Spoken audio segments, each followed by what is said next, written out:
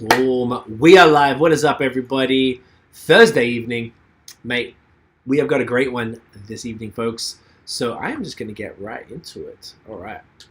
What's good, y'all? This is C-Certified Brewhead. Welcome to episode 73 of Beer and Other Shit Podcast, Adjunct Series, Quarantine Edition. Guys, this is actually our final live episode before a summer break. We are going to take a couple weeks off after this. It has been 15 months straight of anywhere between 2 and 4 podcasts a week for me, or live sessions. I feel like it's a little deserved. I've enjoyed this thoroughly, but now with the world opening up, it seems like, maybe we're going to switch this up. So we have a great way to wrap this up. But before I bring in the brewery, you guys know, and this is the last time we'll be talking about them for this stretch, the podcast is brought to you by Dr. Nick's Amazing Man Stuff. There we go. Look at these bad boys. So you guys could probably tell me what I need to say about this point. But these guys are a beard product company based in Massachusetts. We connected with them through a good friend of the show, and these guys are super cool. They have a real craft beer ethos. They really approach their beard products from the way that breweries create craft beer, and that's why we really mess with them. I got these in January, and we started working with them in April, so I use them literally, like, no joke, every day. I'm not a beer product guy. I don't have a problem with beard products. I just never bothered, but using these every day, I genuinely enjoy it. So these guys, all of the products are made in the States. Everything is made locally, from the packaging to what's inside it. All of the oils, the essential oils, as opposed to those cheaper fragrance oils that kind of mess with the skin. These guys use essential oils. They're actually blessed by a Reiki master in Hawaii, which is super cool. So I'm going to show you each of the different products and just talk about them real quick. The main reason we got in touch with them actually was this product here, the Beard Beer. So they have an IPA and a stout, and the stout has scents of vanilla, coffee, and chocolate, and they make the essential oils by putting those ingredients in the oils and letting them sit, and they create them from those specific products, which is wild to me. So the beard one is crazy. Now, what they're actually going to do with the beard beer series, they're going to do a Brewmaster series version of these, where they're collaborating with big breweries on the East Coast. So they're doing Lawson's, Treehouse, Trillium, and what was the other one? Vitamin C, which is super cool. And they're going to create beard oils after the big beers from these companies in conjunction with the breweries themselves, which I very, very much appreciate. They have their regular signature series beard oils as well. This particular one, the old number 9, I love this. It says it's got lavender, orange blossom, and sandalwood, so just a nice sort of musky, manly scent there. I love it. They have the balm sticks. I was a bit of an idiot when I first got this, and I was putting it on my hand and then rubbing it into my beard when you're just supposed to, like, put it directly on your damn face. It's like a little, kind of like a deodorant stick type of vibe in there. And not Dr. Nick, I don't think he's a real doctor, but he told me that when you put this on, your beard only takes what it needs. You can't actually put too much on, which I quite appreciated.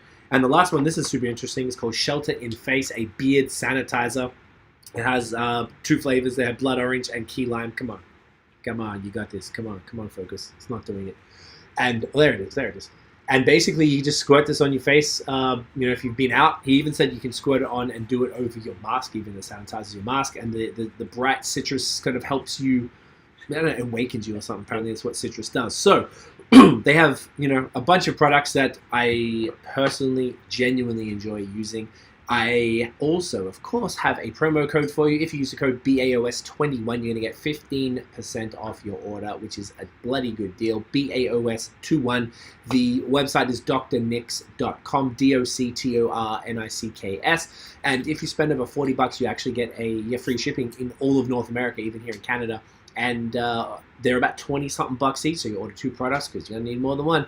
Mate, free shipping, 15% off. Go get it. Dr. Nick's, guys, thank you so much for sponsoring us. It's been a really fun run. We've still got a couple more pieces we're going to put in our feed and stuff, but that is it for the podcast one. Genuinely stoked to work with them, man. We don't do this stuff very much, right? Like, we've been sort of cautious about who we work with and on this brand, and these guys are a great fit. Love their stuff, so thank you so much. Now, with that said, the way we're going to wrap up this first sort of like quarantine edition of the Adjunct Series is going to continue, because that's just where we're going to do random interviews and just do fun stuff. The quarantine edition was just, while we're all at home, and it seems like that is not the case anymore. So these guys are a brewery in a region that we visited in 2019.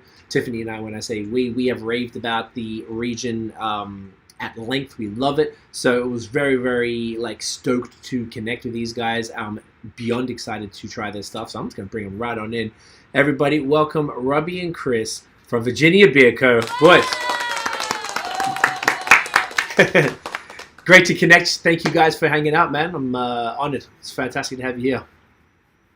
Yeah, cheers. Thanks so much for having us. It's an excuse to share some beers and cheers, as we say, on a Thursday night. And we're glad to hear this is the end of the quarantine edition as well. That means good stuff for all of us.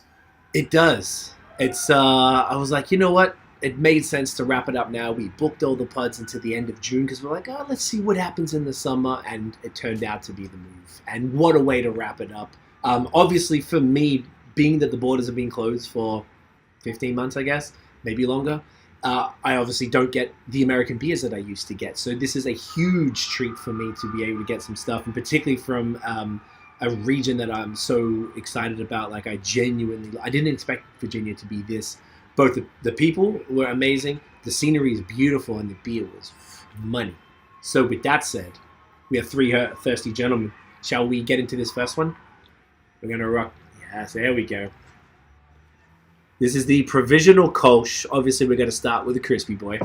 Tell us about this one, guys. 5.1%. Looking gorgeous. I'm going to defer to Chris on this one. Something I'm sure we'll get into is our varying tastes in beers. And obviously, we both love what the brewery puts out, or we wouldn't let it hit the lips of our fans. But this is definitely on the Chris side of life. Okay, well, that's a good episode. Yeah, I tend to favor that malt life in general. I respect that. That's me. So, Provisional Kölsch is actually a beer we make somewhat regularly. It's not a core product of ours or anything like that, but you'll pretty frequently find it on tap if you come by the brewery. Very simple, just beautiful Pilsner malt. We use a hop that actually is now called Adina. When we started using it, it was called ADHA 1940. So it was an experimental that's now got a name. I love that. And it's got a nice just touch of citrus on it. It's a Pacific Northwest hop. So a new variety, like I said, just got the name. Hasn't been too widely used, but I think it gives this really nice little edge to what is otherwise a very traditional German Kölsch. I love it. Boys, cheers. Thank you for hanging out. Cheers. I forgot to warn you before. Throughout the podcast, I'm gonna do these. I do these selfies. The whole podcast started from these stupid selfie reviews, and you had to do 365 beers in a year. And I did it when I first moved to Canada. I started 10 years ago, and I was like, well, there's not 300 beers, so I did it. That's how I got into beer. And obviously, I was very wrong. This is beer. Oh, actually, this is beer 6,400, I think, if I'm not mistaken. Wow. So point. Yeah, it is 6,400. So what I do. I just didn't want you to think that I'm being rude and typing away on my phone. I just take the photo and I take a few one-word tasting notes as you're telling me about it. So just the heads up. So I forgot to tell you before. What was the name of this hop again? It's called Adina now. Adeena. Yeah. Okay. Adeena. So jot that down. Okay, that's awesome. I haven't heard of that one. Is that? Yeah, go. Yeah, no, when we first started brewing this beer, actually, we used a couple different hop varieties. I think the first maybe 3 batches were maybe Centennial, and Robbie might remember more, but we used a few different things, and then we finally, one of our hop suppliers actually sent us some samples of this, what was an experimental at the time, and said, it's kind of got some noble characteristics, but it's also got a little bit of that Pacific Northwest citrus to it. And I think it was the 4th batch we brewed with Adina, and we haven't looked back. Every batch since then has been this exact recipe. That's awesome, man. So the actual characteristics compared to, say, the I guess what hops does Kölsch typically use? It's not SARS. I know that's pills, but something like that. Yeah, Hallertauer, something like that. Something that's traditional German noble. Okay. And brewers use all kinds of different stuff with it, but this one we thought was a little bit unique, and it does have that just little pop of citrus in there that changes the beer a little bit. That's what I'm getting. Yeah, this is awesome, man. Super dry. extremely refreshing, nice and balanced. Love it. It's awesome, man. And I think you'll find that, but based on kind of what Chris said there too, a lot of we always talk about like what is our brewing style? Do we have one thing that connects the dots between all of our beers? And I do personally feel like we brew a lot of traditional styles with slightly modern twists, which feels very apropos of opening a brewery in colonial Williamsburg, right? So this is a traditional Kölsch recipe with a modern hop variety, right? So it's trying to tie tradition to what is a little more interesting and different in these times. That's great. No, I love it, man. I think that's the great way to go. I think it's like interesting. It makes it like you're tying it, like you said, traditional with the now, but also with you guys as well, with your specific taste, your unique twist on it, which in this crowded field that craft beer has become, it's a great way to kind of stand out a little bit. Using a hop I've personally never heard of before, which is I feel like I drink enough beer that I usually come across most of. So I love it. Learn something. Makes me happy, man. This is fantastic. I'm impressed. I'm excited for all the beers tonight. So what we're going to start with is the beer stories from both of you as well. Like, how did both of you guys get into craft beer, and then how did that lead on to Virginia Beer Co? So whoever would like to kick it off. Yeah, I can jump in. So we both attended university at the College of William and Mary. So William and Mary is the second oldest university in the United States, located in Williamsburg, where our brewery is also located. And funny enough, now that Chris and I have basically established our hopefully permanent roots here in Williamsburg, we were both transfer students. So we didn't actually choose William and Mary right out of the gate. Chris was at Tufts. I was at the University of Rhode Island, so we were both attending university up north. And then kind of made our way down south to William and Mary, and we actually met at a job at working at college. We were the young students who called alums and begged for money for the university, which gave us a lot of practice for fundraising when it came time to build a brewery. Love it. So we stayed in touch. I graduated first in 2005. Chris and his wife, Erin, graduated in 2007. I came back to visit regularly, whether I was invited or not. I found myself on Chris's futon probably more often than his wife, Erin, would have liked. But I somehow ended up as the best man in their wedding, and we continued to stay close. Chris moved up to New York. I was up in the D.C. area, Washington, D.C. area, and it afforded us opportunities living in bigger cities all of a sudden to visit one another and find the best craft beer bars, find the most interesting breweries in New York City and Washington, D.C. We'd find ourselves visiting other cities, Boston, Chicago, St. Louis, San Diego. The passion for craft beer started at college, frankly, just drinking too much beer and getting bored with the beer we had access to and seeking out more interesting beer. And there was one really interesting craft beer bar in Williamsburg called the Greenleaf, which is still in operation today. And their big slogan was 40 apps and 40 taps. So it was appetizers and it was craft beer. And it was great for college students who didn't have a ton of money. We could afford appetizers, and we could share pitchers of craft beer. That's awesome. So the passion started at the bar and led to us, making a little money, working in the financial fields, respectively, and staying in touch and just traveling to these different cities. And we started trying to one-up one another. I'd go to a new craft beer bar in Washington, D.C. and tell Chris all about what I found. And then he'd one-up me by going to Blind Tiger Ale House in New York City and giving me his rundown of the weekend. And that led to us starting to homebrew separately and trying to come up with interesting recipes and recipe ideas. And all of a sudden, every time we were together, whether it was with just Chris and his wife or their families or my families or our mutual friends from William and Mary, it was beer talk and us hauling cases of beer that we found at breweries and at Total Wine stores to various cities so we could share them with our friends who had far less interest in sharing them with us. Once we got to the eighth one and we were only sampling out 4 or 5 ounces at a time and refusing to let people finish the bottle so we could move on to the next one. So the passion was there. The beer nerd level, I think, was there early on.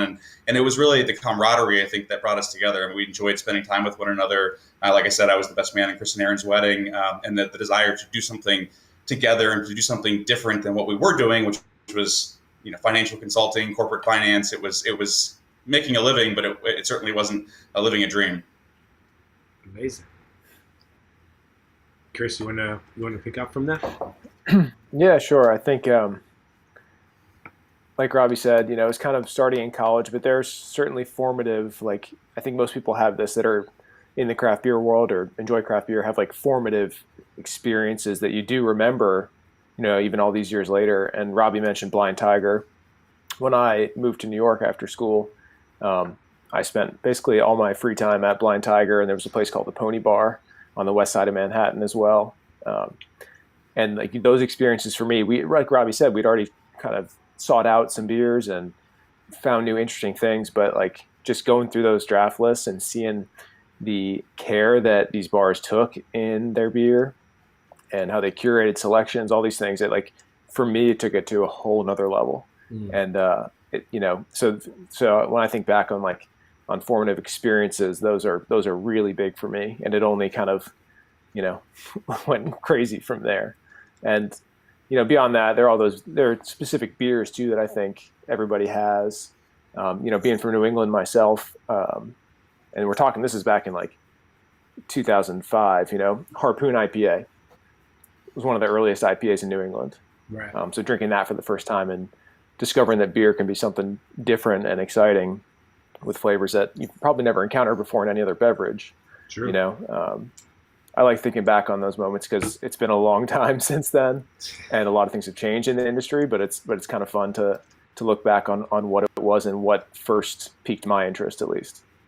I love that. That's really make a good point, because it's even more fascinating to try those older beers now with the context of those last 15, 16 years. Oh yeah. And be like, oh yeah, like I can remember this. Like it's like, this is not what I thought right in my head that it tastes like, but you can still appreciate the journey a little more.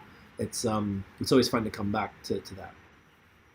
Yeah, that's really true. And back then, this is 2005-ish, like I said. You think about New England, you think about, Trillium now, you think about Treehouse, you think about Lawson's, all these things. Back then it was Long Trail, Magic Hat, Harpoon. Otter Creek, Sam Adams. Yeah, and I think and like even this Kölsch right here, my first Kölsch, I still remember, it was Harpoon Summer Ale, a beer they stopped making, but just brought back this summer, and I'm dying to get some. So like, when we talk about beers and stuff at the brewery, and we make so many different beers, I often do think back on things like that and think, I really loved experiencing a Kölsch for the first time. Let's try to do that for other people who are just getting into craft beer. That's dope. And that's definitely something I want to touch on when we get into a bit more into Virginia Beer Co. and what you were trying to cater to. That's awesome. I love that you're sort of, where I see this going, you catering to both the people like us, the craft beer nerds, but also to be that gateway, that sort of bridge for people who come in there. You got anything that tastes like Coors Light or something? And then you're like, well, try this little bad boy. And then all of a sudden, you're like, wow, there's so much flavor. I love that. I feel like that's one of the most underrated things that a brewery can do. I feel like there's too many beer nerds that are like, yeah, that's like pedestrian or whatever. But like, if it's not for those beers and that approach, then there would be no craft beer industry, because it's just going to, there's only so many bearded white dudes, Even though neither of you guys have beards. Can I ask why neither of you? What's up with the no beards? We hired a very talented brewmaster specifically to have someone who could have a beard for the two of us. I love it. Craig, if you saw Robbie try to grow a beard, you would not have us on this podcast. Trust me. I haven't shaved since the pandemic started. You're looking great though. It's fantastic. This is a note, you don't have to have a beard. It's okay. You've got the brewmaster. As long as somebody has a beard, I feel like it would just almost be strange. But you guys aren't the first. Okay, spoken. Go on. Well, that makes me happy. We'll be honest with you and tell you that Robbie mentioned we were kind of like corporate finance guys, and so we kind of got the industry a little bit, but we didn't really get the industry. So we showed up at our first craft brewers conference. Let's just say a little overdressed for what the craft brewers conference is. Yeah, we might have been the guys wearing suit jackets and sweater vests when the attire, the correct attire is sandals and a torn t-shirt and shorts. Yeah. I guess so we've come a long way since then. I'm proud of you guys. Actually, I didn't even get that. What was the timeline, by the way? From when? Actually, you know what? So what year was this when you guys decided like that your home brews were respectively? I imagine that's kind of what it was. The home brews were getting better and better, and you were like, "Yo, let's do something about this." Since obviously the passion was there, you're spending all your free time and clearly a lot of money on beer, and like how did that come about? How did it go from the home brewing to actually being like putting together a plan, like a business plan? Well, it's funny because we had kind of a lot of I say this about our business quite a bit. I mean, there's a lot of hard work that's gone into it, a lot of business planning and specific thought, but also a ton of serendipity. And the funny thing was, I think a big part of it was the friendship. So the fact that we stayed in touch, the fact that I felt so close to both Chris and his wife Erin and their families, and vice versa, them with my family. And then going beyond that, I mean, the passion for beer and trying the beers and visiting one another to make these trips, these pilgrimages to all these various breweries, I will admit that Chris and Erin were much more advanced in homebrewing than I ever was. My beers were frankly terrible. And the more that I tried to make beer at home, the more I realized that I needed to go out and find better beer. And that also, I think, helped lead us to the decision to hire a brewmaster full-time.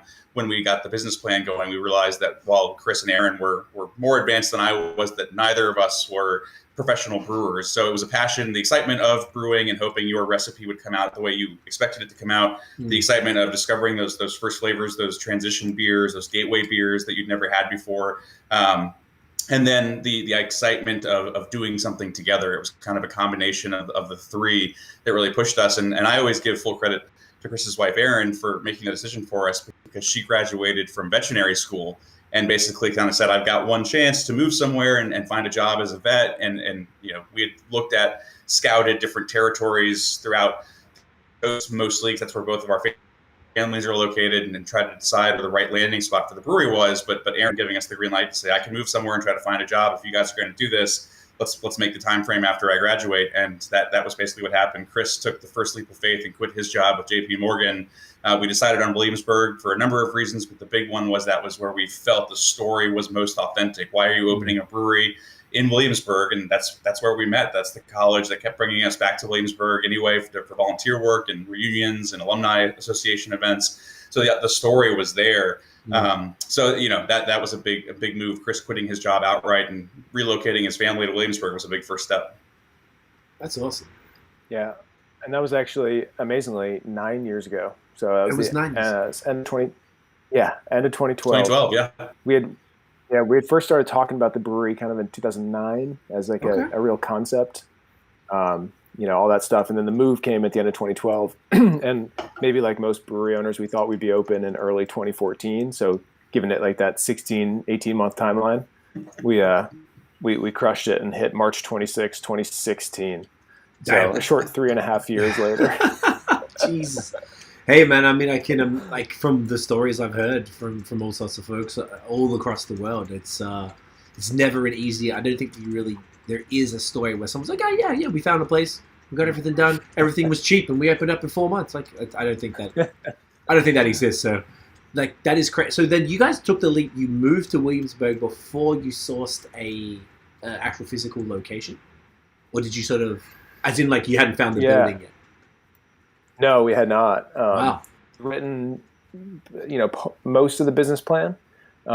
We had met with some real estate agents during, visits before we moved back, but we had not found a building. And that actually turned out to be the biggest problem for us. Right. Breweries have specific requirements. And in Virginia, the laws were changing right around that time to allow breweries to have on-site tap rooms. So we wanted to be centrally located, but buildings that are centrally located in this town don't necessarily have 20-foot ceilings and tons of water and tons of natural gas and electricity, all those things. So we didn't sign a lease. So we moved in September 2012. We signed a lease a couple of days before Christmas 2014. Wow. So it took a almost 2 years. Long time. Jeez. So yeah. That's a really good point. Just to touch on that, because that's not something I hear about a lot. Like, I've heard about it in like Georgia or something. They had something recently changed where they weren't able to, but I hadn't heard that about Virginia. So can you maybe speak to that for people who aren't in the region or hadn't visited and weren't familiar? So technically prior to 2015, was it? Prior to 2012. 2012. Virginian craft breweries could not have a tap room where they would serve the product. Yeah. So it was, so before that law changed, you could give like, I think it was a total of 10 ounces of samples to a visitor in one visit. So you could like sell a tour for $10 and give a couple samples at the end. That was it. So the only avenue to grow your brewery was wholesale. So, trying to bottle at that time, and there weren't really cans. So bottle or, sell beer to restaurants. So it was a really tough thing for breweries. And that's the reason we only had about 30 breweries in Virginia when that law changed. Today we have 250, I think is probably roughly the number. Amazing. So it just made such a big difference because you can instantly generate some cash flow from that on-site tap room with great margins. And, you can sustain a business that way without ever wholesaling at all. So it just changed everything in Virginia. And I don't think we wouldn't have come back here if that law hadn't been changing. Okay. Do you know why that law existed in the first place? Or was it kind of like a remnant from Prohibition, like a lot of the other stuff? I think it was just a remnant of, and probably something to do with the power of the restaurant lobby. Because, a lot of restaurants do feel like a brewery taproom is a direct competitor. And there are still some restaurants in Virginia that, that won't serve beers from their area because they feel like they have competitors. But actually one of the first kind of craft breweries that opened up in the new wave, Hardywood Park, they're based in Richmond. They, along with a few other breweries, are the ones that proposed the new legislation and pushed it through. So there are 2 or 3 breweries that everyone in Virginia owes quite a debt of gratitude to for making that change happen. Interesting. Okay. It's kind of crazy when you think back, and it's something that's come up a bunch over this quarantine period, frankly. I don't know why. Just like I learned about there's a law here in Quebec about, there was like 1928, it was some ridiculous prohibition law, and they weren't allowed to serve growlers and have a cool ship until like 3 years ago. And even as of right now, breweries are only now allowed to, because of the pandemic, allowed to sell the packaged goods. Because if you went to a brew pub here in Montreal, unless say if it had food, you can't buy the beer there, like to go. It's only on tap. So you'd have to go to a specialty beer store across the street to buy the beer from the brewery you were just at. And like just ridiculous things. Like the only time you could buy beer from there was if it had a, I forgot the names, but just like a tap room license, you can bring your own food, like those type of ones.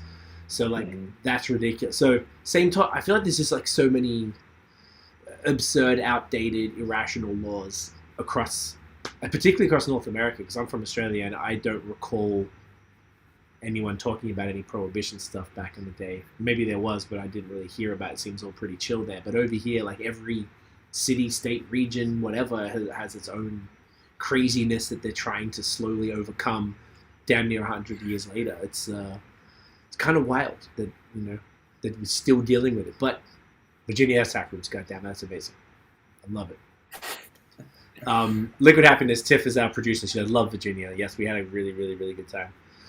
So tell us about the town of Williamsburg, just so we can maybe set the scene. Because like I was telling you guys, I only kind of cruised through. I was there for like 2 hours, maybe less. I got to see, I remember it being sort of historic as far as the architecture. I was in the downtown area primarily.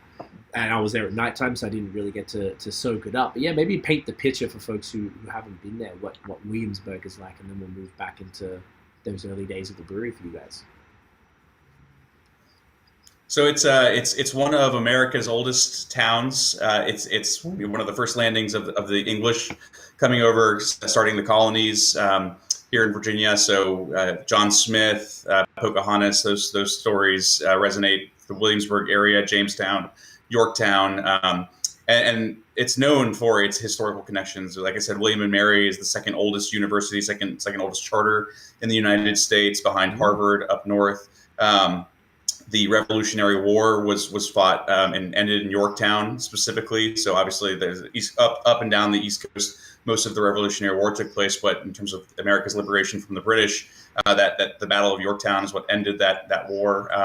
So the area is really traditionally known for its history. The early colonies in Jamestown, the state capital of Virginia was in Williamsburg originally, and then obviously the Revolutionary War era in Yorktown, and then the history of William and Mary in particular kind of dominates the area around Williamsburg. So what we've seen, especially having graduated from William and Mary and having come back here as the college students now call us as townies, as full-time residents, and building a business here. We've seen Williamsburg dramatically grow into a culinary destination. The food scene here has grown up. There are international cuisines. There are different neighborhoods that actually have pockets of restaurants. We were the second microbrewery, to open in Williamsburg. The first Aleworks Brewing Company has been here for more than 20 years in different iterations. The Williamsburg Brewing Company, Williamsburg Aleworks Brewing Company, now Aleworks Brewing Company.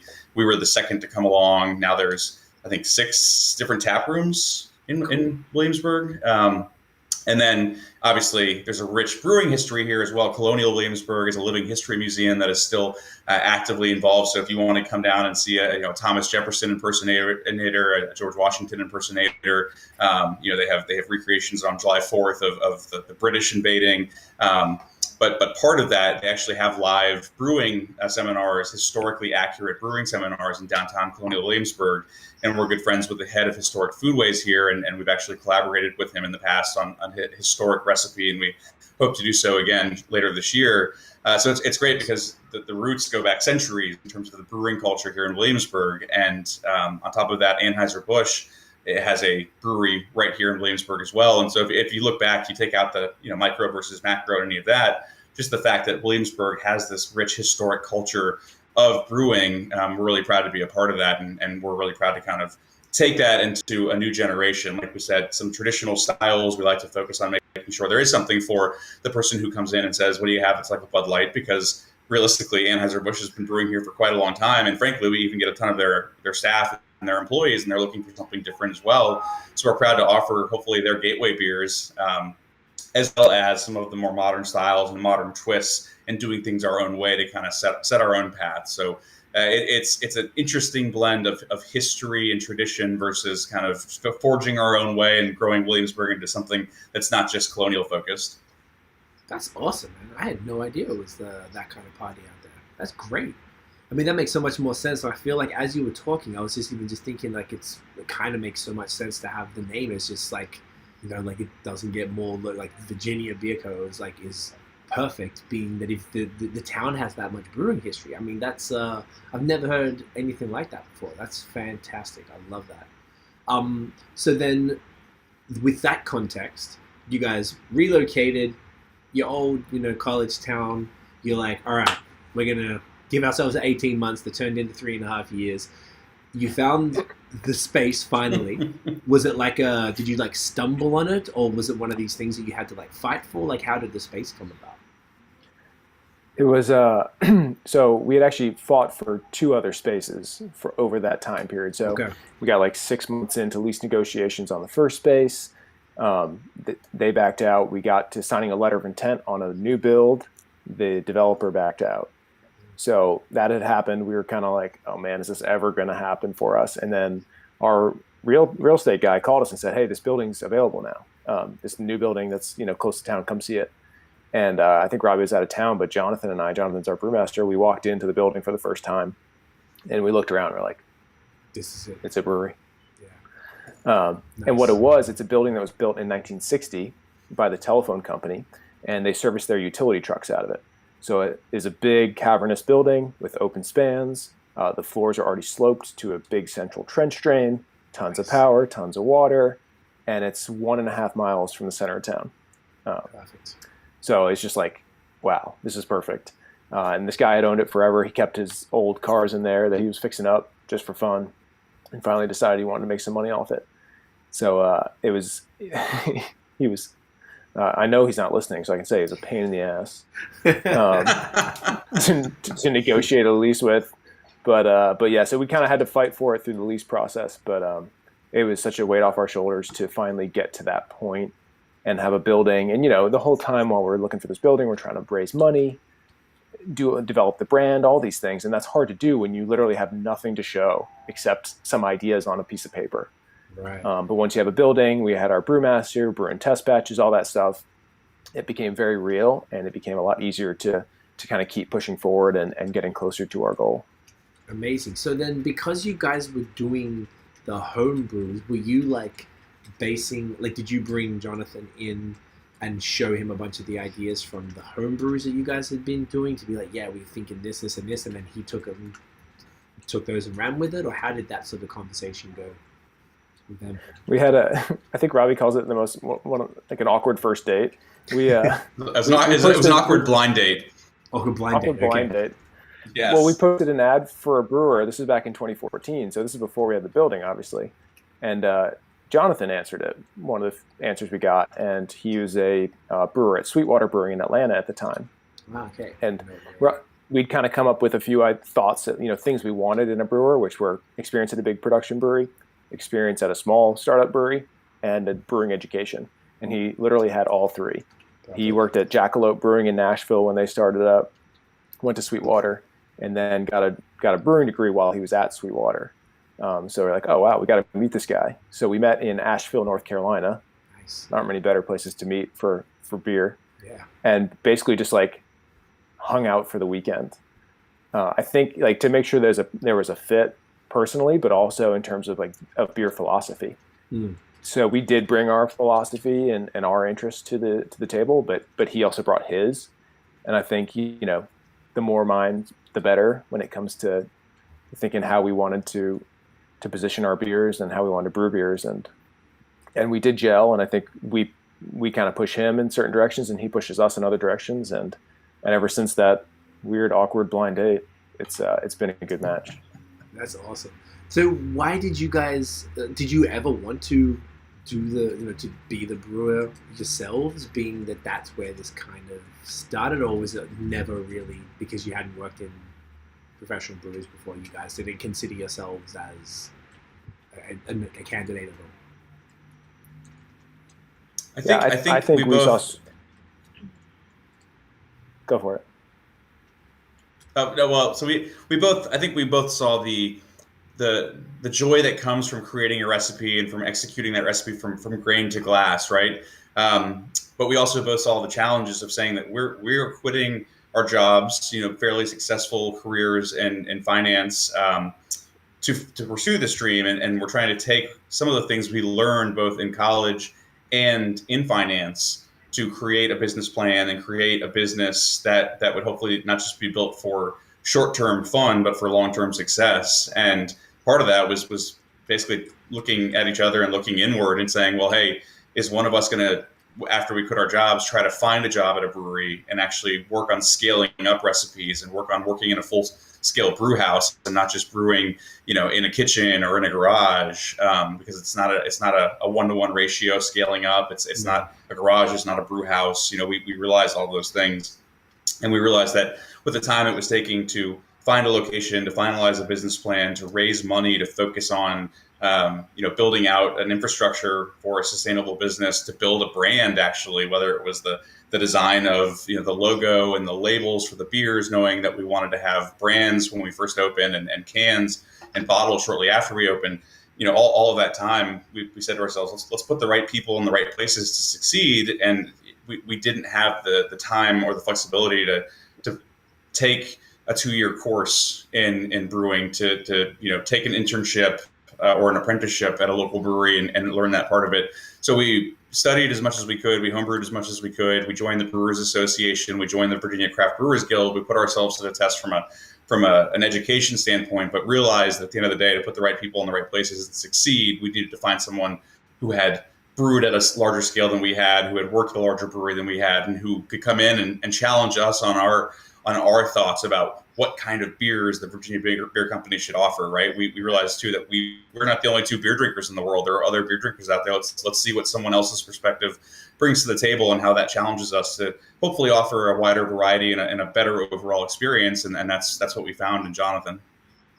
That makes so much sense. And it sounds like it's also like leaning into both of your specialties, being you came from finance, you obviously understand business and sort of how that side works. So like you said, rather than try to figure out something that is going to take literally years for you to get to the level that you need to be, you may as well bring in the pros and then just, you both know enough that you can throw ideas at him and not sound like amateur, like idiots who don't know shit about beer. Like you actually, no, well, when we did this, and you know what flavor profiles work and kind of what yeasts and what the different malts are and stuff. So you had the perspective. I like that. That's smart.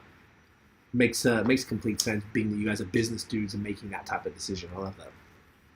And we've naturally gravitated. So we kind of joke in the brewery. Now we're up to, I think, 18, 19 staff members, which is crazy to think in 5 years that's where we are, because we were less than 10 when we first opened on day one in 2016. But we've kind of divided the team, and we kind of joke it's team funny versus team money. So there's the finance side, the operations side, and then there's the sales and marketing side, and we all have to coexist, and together we make I think a better decisions and better beer than we would separately. But it's funny whenever someone new starts after a few weeks, we're like, all right, is this team funny or is this team money? Where's this person going to land? I love it. That could even be the episode name. After can you guess which of us is team funny versus team money? That's the question. I feel like you could both fit on either side. I smile less. Does that help? Okay. So Robbie, you're the funny. Apparently. I keep telling everyone that's the case, but I'm not sure anyone believes me. Hey, it's hard to shake it. They can't, they see that finance degree and they're like, they know what you're thinking. Speaking of that, you guys want to rock the next one? Yes. Yeah, let's do it. So we have a plethora. Yeah, whichever you want to do. True Spirit's the next one? You tell me. You guys are in charge. Let's do one of the core beers. Let's keep it light here. Let's do Liquid Escape. Liquid Escape? Excellent choice. Please grab Liquid Escape. Thank you, babe. Tell us about this one. It's a little shortcut. So, there it is. Nice. So this beer is actually... so when we opened the brewery, we opened with 4 kind of core year-round recipes. Okay. And like you mentioned earlier, you kind of felt what we're trying to do, which is appeal to beer nerds. I think we do that a lot with our taproom only releases, especially, but also bringing those drinkers that are new to craft beer. And I think we kind of straddle that line pretty well. And our core recipes definitely lean a little bit more towards those drinkers that aren't huge craft beer drinkers. They might be. I mean, people who are huge craft beer drinkers love these beers, but they tend to be approachable. So Liquid Escape is actually not one of those first 4. We have 3 of the first 4 core beers we opened with are still core beers today, but one of them we switched up, and we introduced Liquid Escape 2 years ago. Okay. And it's kind of an interesting beer. We noticed a gap in our core portfolio. So it's what we're actually calling it now these days is a lemongrass ale. Okay. And it's 4.4%. And the way it's made is actually, I think, what makes it pretty interesting. So it's our brew house is a 30-barrel brew house, but our tanks are 60-barrel tanks. So we brew and 90-barrel tanks. So we brew 60s and 90s. So a couple turns, 2 or 3 turns into the tank. And this is actually, when we brew this, we brew 60-barrel batches, and the first turn is sour. Okay. So it's a kettle sour, basically a Berliner Weiss. And then the second turn is not soured. So it's like a half sour almost. Okay. You'll see it listed as a tart ale on there. Yeah. And then I think you'll feel right at home because it has specifically Australian sea salt in it. I noticed that. I was going to ask what's the deal. First of all, this looks amazing. Cheers, Wes. Cheers. Doesn't it smell super tart?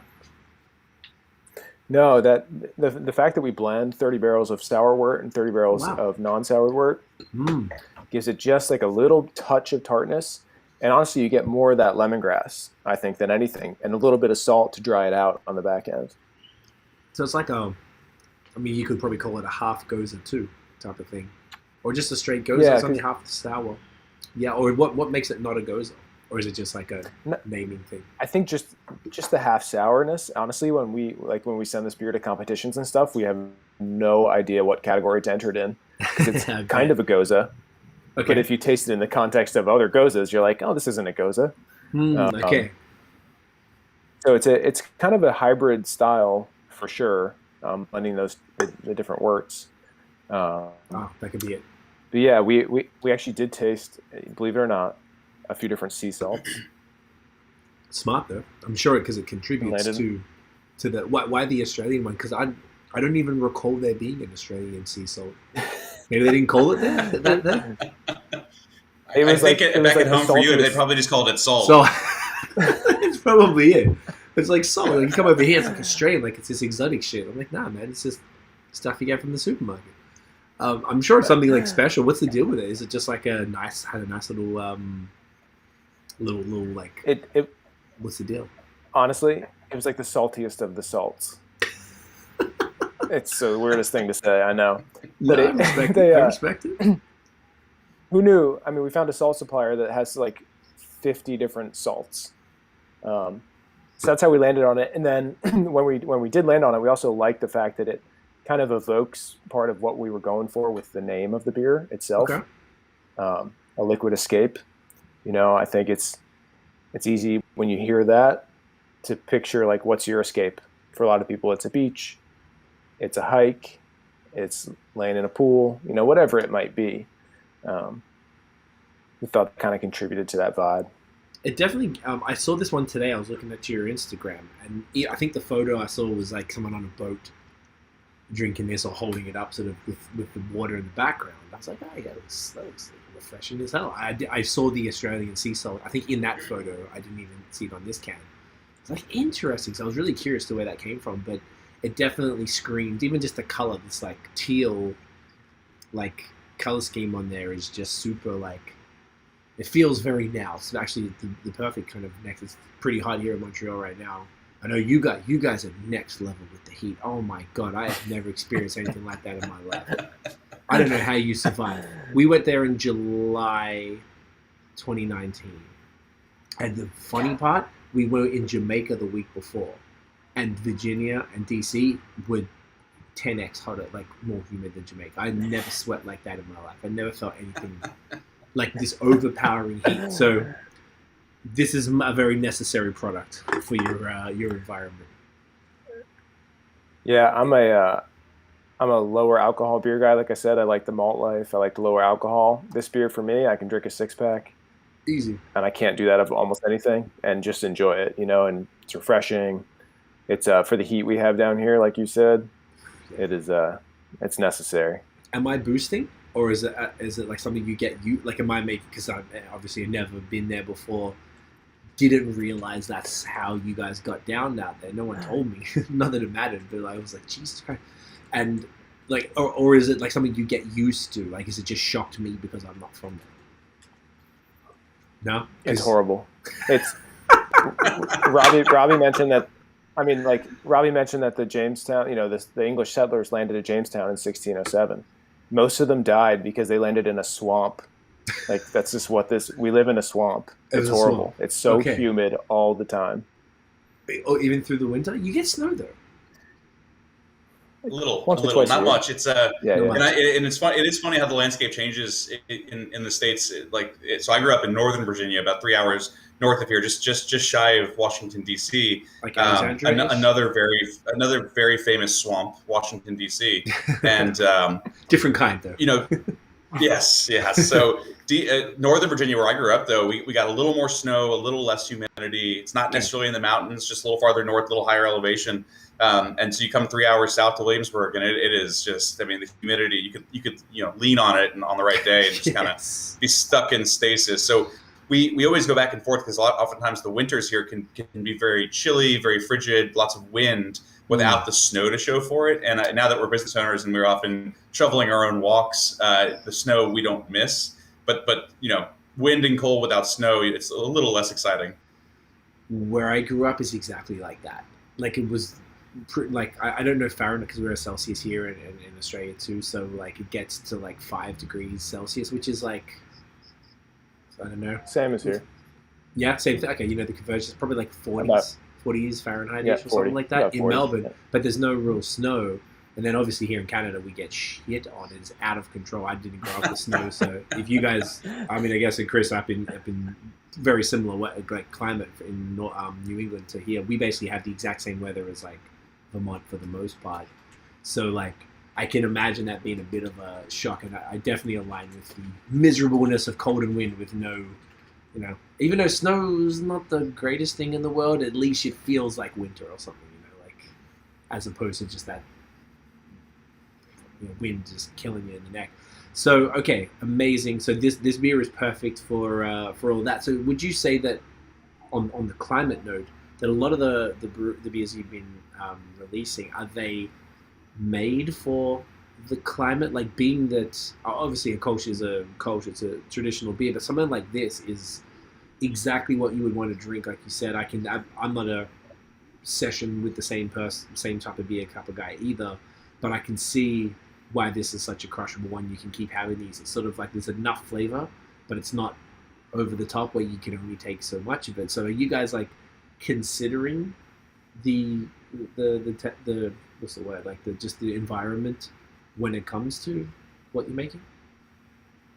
There is definitely some seasonality to some of the beers we release, and I think that's true for all brewers. That you're considerate of what people really want when they come in, and you do want to turn them towards different styles and educate their palates to styles and recipes they may not have tried before. But at the same time, if you walked into a brewery in Williamsburg and out of 16 taps, 14 were dark beers, barrel-aged beers, 10% high-gravity beers, you're probably going to get a lot of samples and beer to go, but you might not necessarily have a lot of beer garden consumption taking place. So we are considerate of that. We have, obviously the Kölsch comes out throughout the year, but I think more frequently during the warm weather months. We have a wonderful fruited Berliner Weiss series that we call our one night series, and they're all individual fruits and focused on kind of the area where the fruit is known to grow from. So one night in Georgia, for example, is a peach Berliner Weiss, and we do release that series throughout the year. But again,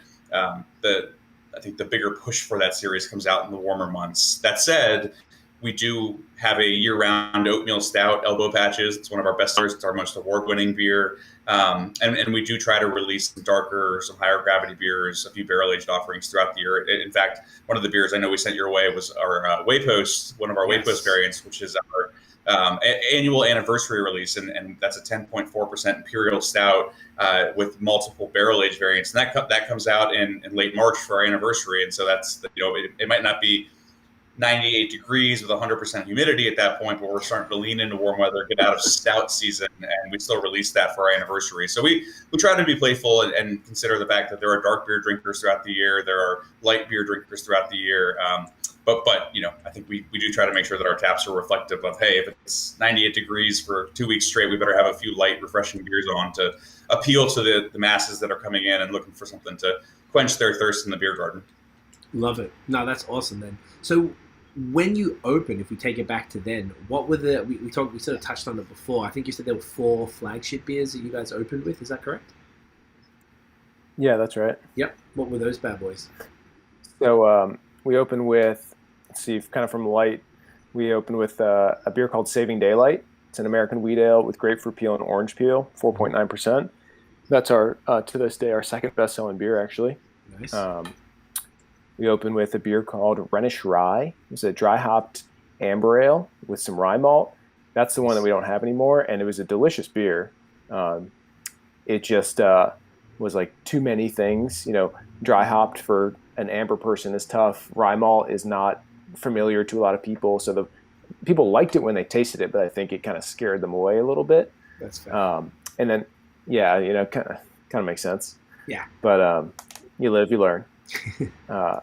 We still brew it from time to time and sell it in the tap room because it does have a following. Right. And I will say that it's my dad's favorite beer, so he's very proud of a son that helped open a brewery, but he's very disappointed in the son that nixed his favorite beer. You can't. Maybe you could just have a little homebrew pilot system just for him. Yeah. Keep him going. Get that stuck mash with all that rye. Yeah. Oh man, we have a story about that. Oh gosh. One of our, I think it was maybe like 2 months into opening the brewery, we were brewing a 30-barrel batch of Renish Rye, and at that point in the brewery, it was Jonathan, our brewmaster, and then we were the assistants. Right. And stuck mash, I mean, the worst you've ever seen. And at like 2 a.m, I can't even. We were scraping. There was malt everywhere on the ground. Like we just had to like literally let it out of the mash tun. It was everywhere on the ground. We were catching it with tarps. It was such a nightmare. It was one of the worst nights I can remember. The worst part was not just how long it took. It was the slowest grain out in history. but it was also that at one point the hopper that we were dropping the grain into to dump the grain literally fell off the forklift into the dumpster at like 1:30 in the morning, and it was just one of those, like, everything that could go wrong. The hopper fell in off the forklift almost tipped over. We were using a tarp to try to get all the mash that was coming out, the grain that was coming out, and the final beer was not Renish Rye, but it was a delicious our version of an American mild ale by the end of the brew day. The extract was so bad that the 6% Renish Rye became a 4% American mild, but It was good. Hey man, that's the creative side. You made it work.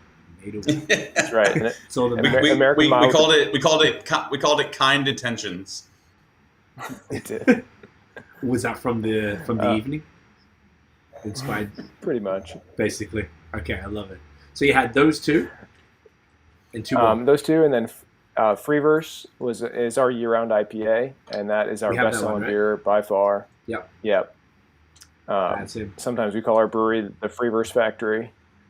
It's we were excited about the recipe before we opened, but we never imagined the kind of success it would have. And then I think the one that I know is Robbie's favorite, and is maybe it's up there for me too, is called Elbow Patches, and it's an oatmeal stout.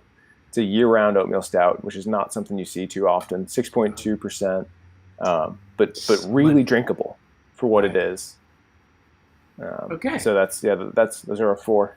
And so it sounds like all but the amber there is still kicking around regularly, which is great.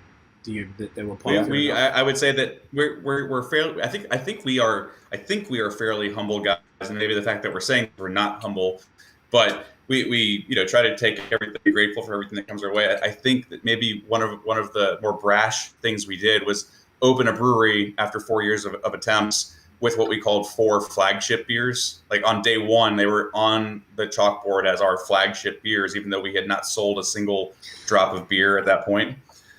So the fact that 3 of them are still considered flagship beers 5 years later, we do feel like obviously we had something between our brewmaster coming up with some interesting recipes and us working together on some interesting branding. The fact that 3 of the 4 are still with us and still our best sellers, I think speaks volumes to the quality of the liquid.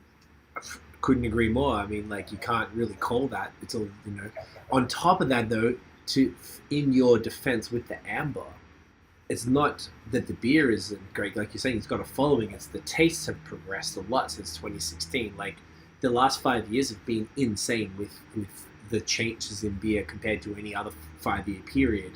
So if that hadn't changed that much, I'm sure the amber would be kicking around. You'd be 4 for 4. At least it still comes back though. I like that. Okay, so you started with that, and then so the intention, like you're saying, which I really do love, is to cater both to the nerds and also the noobs, both sides, being that also Williamsburg, is it a tourist town as such, or it just attracts a lot of tourists because it has a lot of cool stuff that people want to visit to see? It's a tourist town. It's a tourist town, right. So essentially you'd be shooting yourself in the foot if you didn't have something that's going to appeal, that's not going to be as scary to the newer beer drink who just is in town and sees this cool logo, like, Virginia Beer Company, where else are you going to go? And it goes in. Okay, I like that. So when I would say we obviously the craft beer industry. One of the big things that brought us back into the industry was the camaraderie of the industry, how much everyone gets along. So I laughed today because I had a meeting over at their brewery, but Billsburg Brewery, it's another brewery here over on the Jamestown side, and their IPA is literally called Tourist Trap. So that's you've got to lean into it a little bit. Hey, I'm all for that. Particularly with beer, it's the best industry for it. So there's like crazy firework. It's today is Saint Jean Baptiste. It's the Quebec national holiday. So like there's all sorts of things like go nuts. It's like all fireworks and what the hell's going on?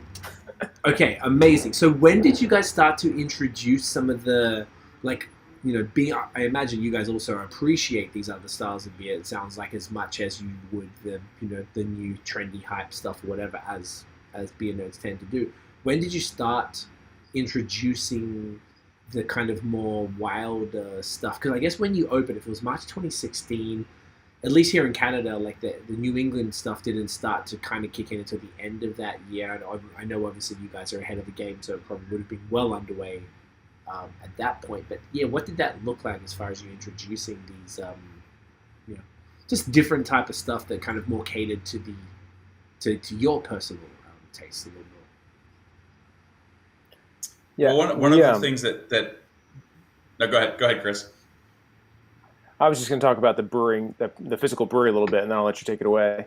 So we had actually, as I said, it was part of our plan. So when we designed our physical brewery, it was actually custom built in Canada, and we not only have a 30-barrel brew house, but we have a 5-barrel brew house as well. Nice. Jonathan came from Sweetwater, like we mentioned, and he was brewing on a 330-barrel system there into 1,000-barrel tanks with no pilot system. So, if you're familiar with their beers, he was brewing the same beers over and over and over, and all he could talk about is how boring that was. Right. So we kind of integrated that into our physical plant of like, okay, we want to do this production size system, but we also want to do everything else. So let's build it to have the best of both worlds. And I think we took it right off the bat, right, Robbie? Yeah, and I mean, when we opened, we had 8 different beers on tap, and 4 were our flagship beers, and then 4 were small batch beers that we had discussed as a group that Jonathan had worked on in terms of offering some variety, a double IPA, a hoppy brown ale, we had a smoked porter, and we had a saison to kind of round out our opening day lineup. And it's funny because with that 5-barrel system, being able to start brewing just different small batches, be a little creative, be a little more exploratory, and use the brewery as a test kitchen, having that taproom availability. The end result was we had people who told us straight out of the gate what they loved, what they were looking for, what they wanted to see more of. And that really helped push us to know what to ramp up to the 30-barrel scale and to start double batching and triple batching down the road. And so I'd be lying if I said the Free Verse, for example, which is our best-selling beer, our India Pale Ale, our flagship IPA, if the recipe today was the exact same Free Verse recipe from 5 years ago, the Free Verse that we opened with on day one was a delicious beer. We would not have had it on tap if we didn't love it. But now, 5 years later, looking back, it was more of a tropical pale ale. We ended up doubling the dry hop, making a few other tweaks as we scaled up. But the end result now is that Free Verse is kind of a blend of East Coast, West Coast. And it's still more on the hazy side at the end of the day than it was on day one. So we've certainly had to adapt our own brewing and our own releases to kind of fall in line with what modern beer drinkers are looking for. But at the same time, if we get feedback that a certain style, a certain recipe has really clicked in the tap room with our audience that's coming in and spending their time with us and getting to know our people and our processes and our peers, we do take that seriously. And that's why Provisional Kölsch comes back multiple times a year, because our taproom audience loves that beer. And so it's basically a year-round adjacent for us. So we do try to push boundaries and be very educational. Jonathan was actually a teacher. He was an English teacher before he became a brewer. And he used to always joke that the kids didn't drive him to drink, but they drove him to find another career. So he was a home brewer, professional brewer, changed careers gratefully for us. And so, one of the things that he likes to do with our team, and I think the way that he approaches brewing and recipe development, is to be educational and to be transparent with the ingredients and what the individual ingredients add to the beer, from the yeast to the grain to the hops, and to how and when the hops are actually added to the recipe, or adjuncts for that matter. So as we've expanded our brewing horizons and started to brew the occasional pastry stout, the occasional imperial sour ale with multiple adjuncts, we've had to increase our ability to discuss beer with our patrons, the regulars who've been with us since day one, but also the newbies who come in, for the first time because they're visiting Williamsburg for the first time. So it's been fun to see our vernacular, our vocabulary change as our rotation has gone up, and we're getting close to 1,000 batches, and every year we're brewing more individual recipes than ever before. So it's great to see the rotation and the portfolio grow. That's dope. Have you had to?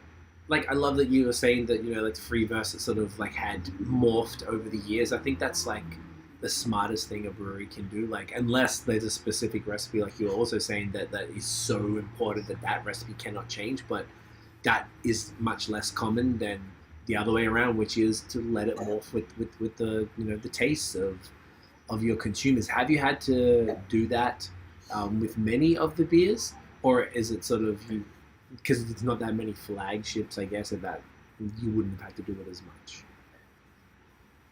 We so Freeverse, like Robbie said, has morphed a lot. Elbow Patches, the oatmeal stout, is what it is from day Hasn't one. changed. We all love it. Doesn't need anything. It's This great. one?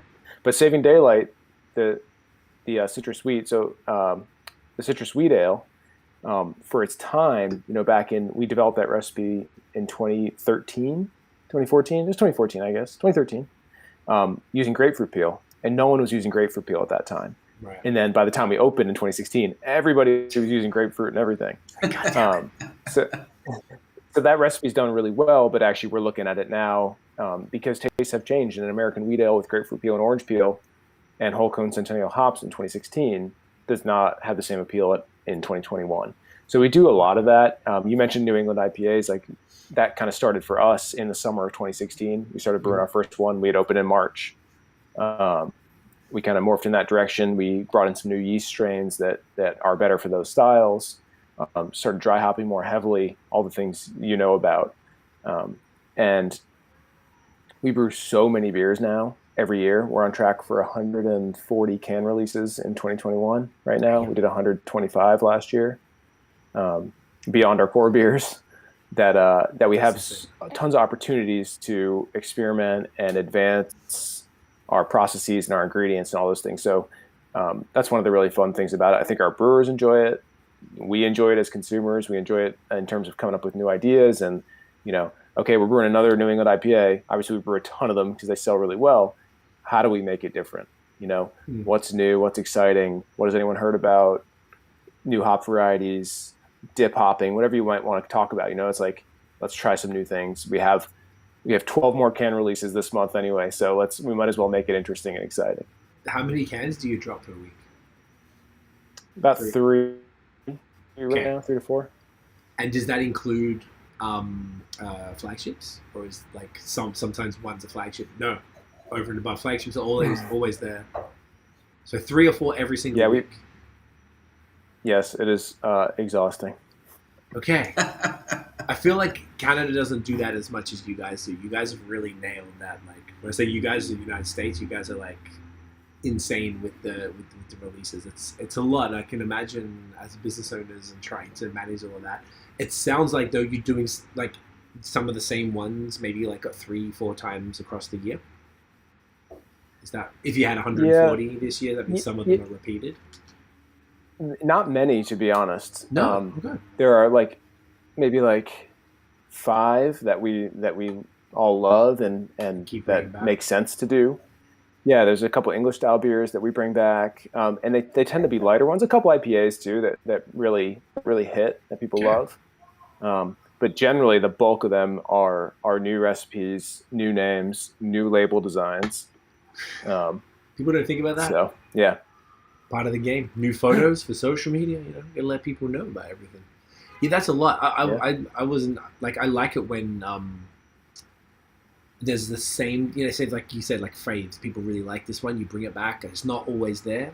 And maybe you go 1 month and you come back in 2 months' time. You're like, oh, they got this again. Like, it keeps it fun. There's like a sense of familiarity, but also enough of a scarcity that people come back. And then also, I feel like and I'd be curious to see what you guys think. Like, obviously, producing that many new beers every week is, stressful and it's a lot to manage and map out. Does it, is there something to be said about these sort of, those 5 or so beers or whatever, maybe more, that you would bring back regularly? You can tweak and sort of perfect that recipe, whereas these new ones, you just kind of it's all a new recipe. It's the first time. I would say arguably more often than not, it's probably one and done, which is absolutely everywhere across the industry. It's completely standard. Do you have any thoughts between those ones that come back, and is there some merit to being able to tweak a recipe that's become a bit of a fan fave versus the complete creative experimental, canvas to just do whatever you want, and sometimes it'll hit, sometimes it won't, is what it is? Do you have any thoughts on sort of how you feel about either side there? I mean, I think a big part of it for us is it's the fan service, right? So it's listening to our audience. So we have a social club we call our Full-Time Friends Social Club. It's similar to a mug club, right? They're our most ardent supporters, and so what they're telling us in terms of even Provisional Kölsch, when it had the regular hops changes, if someone told us repeatedly how much they liked a certain batch, we would try to take stock of that. So there's the listening side of it, listening to our audience. I mean, to an extent, certainly looking at, ratings on Beer Advocate, Untapped, but we don't let the ratings specifically guide us, because at the, honestly, a flagship beer that's readily available, and we are proud to try to make really excellent beer be readily available at a reasonable price point. We make almost no money on cans of Freever specifically based on the dry hopping ratio and the cost of the packaging, but the goal is to make a really good dry hopped beer like Freever's available to a wider audience, so that they hopefully get hooked on dry hops, hazy IPAs, and specifically our dry hopped hazy IPAs, and come find us, right? So there's the listening side of it, there's the reach side of it, and then for our brewers, there's a big part of that too, is letting them be a little more experimental and creative. If they want to tweak something, it's not just Jonathan now. We've got AJ and Brad working on recipe development and creating their own recipes and adding to our rotation, and then they're getting feedback, and both from Jonathan as a more experienced brewer, but also from the people who are trying the beers and the friends of theirs who are excited to try their recipes and give them feedback on what they'd like to see different, or what they would like to see more of. So we pride ourselves in a lot of groupthink. We try to get our taproom manager, our director of sales, our brewers, our taproom staff involved in the naming and the recipe development, and providing feedback, and making sure that we're looking at every single angle, so that we're offering the best variety and the best possible liquid, but also experience we can in the taproom. That's dope. I love it, man. As you were sort of talking, I was thinking, when you mentioned about Freeverse, you're not making much money on that. I was thinking, what's the distro like? Are you guys selling? I imagine that you're not just selling out of the tap room, that you have statewide distro. I know every single state in the country, and even up here, it works completely different every single place. What's your situation? So if people are in Virginia, maybe they're not in Williamsburg, are people able to get your stuff? Like, where are you at around the state and beyond, by the way? Yeah, we took this nice and slow too. So we started out just selling beer in our region, kind of down here by the Atlantic Ocean on the eastern side of the state. Now we added Richmond, which is in the center of the state, the capital region, 2 years in. And then last year we opened up Northern Virginia, so kind of the suburbs outside DC. And then this year we added Western Virginia. So we're just about statewide now. There's a tiny little piece on the ocean where we don't sell beer, just a separate territory with a separate distributor. But one day we will. So our beers are available in grocery, convenience, restaurants, bars, gourmet shops, all those kind of places across the state pretty much. And then beyond Virginia, we actually sell beer in New York State. Nice. Through a distributor based in New York City. And then even further afield is export. And we've been exporters for, I think, 3 years now. Okay. It was part of our original business plan. So we sell beer in South Korea, Japan, the UK, France, the Netherlands. Jesus. Missing anything, Robbie? Is that it? Some drops in New Zealand. Hey. Oh, drops in New Zealand, right. New Zealand has an amazing beer scene, I'm told. That's pretty cool, man, that you guys are getting out there, like statewide and then international, all those places. I mean, that's exciting. And it's pretty funny, because we will get some, which is great. We'll get some angry folks in like Maryland or the Eastern Shore of Virginia who say, how do you have beer stocked in Japan readily, but you cannot get beer 50 miles east of where you brew the product? So it's a weird market, but that's how complicated the domestic distribution laws can be. Some of the logistics of, especially locally, like once we get Freeverse again, trying to make it a gateway beer. We want Freeverse to be a go-to IPA, but also that IPA that opens you up to, whether you love IPAs or not, that's your go-to IPA. If it hits a grocery store shelf, if it hits a bottle shop shelf, you better be able to replenish that stock. If it's selling, you're going to lose that shelf space if you can't get another 6-pack on that shelf once the first one's purchased. So domestically, especially in Virginia, that's a big part of our process, our operational process. And we've worked to build our sales team. We've got a great director of sales, Michael, who's been with us since day one, and he's really worked to learn the market and learn the processes. And we've got a couple of other folks now working with him to understand the logistics of some of the bigger chains and some of the smaller chains, the draft versus package ratios. But in Virginia, that's a big part of it. if we can't keep up with the demand, we're going to lose the shelf space. We're going to lose the taps. We're going to lose the following we're trying to build. The export side is a little more fun. Working very closely with the Commonwealth of Virginia, and they're proud to showcase Virginia-made beers, Virginia-grown, and bred businesses. And so for us, it's a big focal point to grow our distribution overseas, but to also just really get to know those markets and to work with our distributors to just figure out what people are looking for. So we do send them some of our flagship beers, but a lot of times too, it's heavy on the limited stuff because they're the folks in Japan, in the UK, they're looking for something different every time. So as we get a following, they want variety for sure. Is that a challenge to get the beer there? Like, do you cold freight it to get over there? Like, how does that work? Yeah, it's luckily we work with pretty good importers in those countries, and we are selective in who we work with, and cold chain is an important part of that. We wanted to export kind of at the end of 2016, early 2017, so we weren't even a year old. Right. And luckily we got like a gut check from the Commonwealth of Virginia and the people involved in the export programs who kind of sat us down and were like, is your product going to taste the same on a shelf in 7-Eleven in Tokyo as it does in your tap room? And it made us really think, like, do we have the lab capabilities, or do we have the packaging equipment, all the things to make sure that that's true? And we didn't at that time. Okay. But we got to that point over the next couple of years on purpose for a lot of reasons. But we still insist on those quality measures so that when people do taste our beer halfway across the world, it's how we want it to taste. I love that. I've been, obviously, I moved here 11 years ago, and I've been back to Australia only like 3 times. And I was drinking beer there, but I wasn't like hitting brew pubs and stuff. I kind of more discovered it over here. So when I go back there, it's very interesting because most of the places I travel are between, in the before times, before Canada and the States.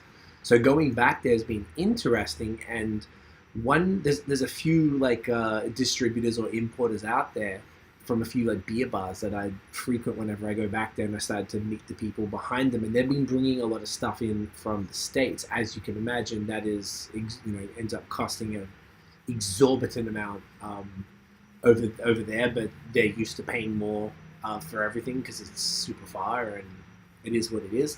And I feel like they've got the cold chain stuff, but they keep importing like 3-month-old, 4-month-old IPAs. Like, funnily enough, one of my good friends I met him through the podcast, but he owns a brewery out there in Melbourne.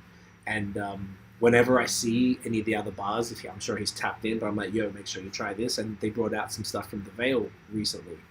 And they did the other half, and they did a whole bunch of stuff like that. And it ends up being like $20 plus a can.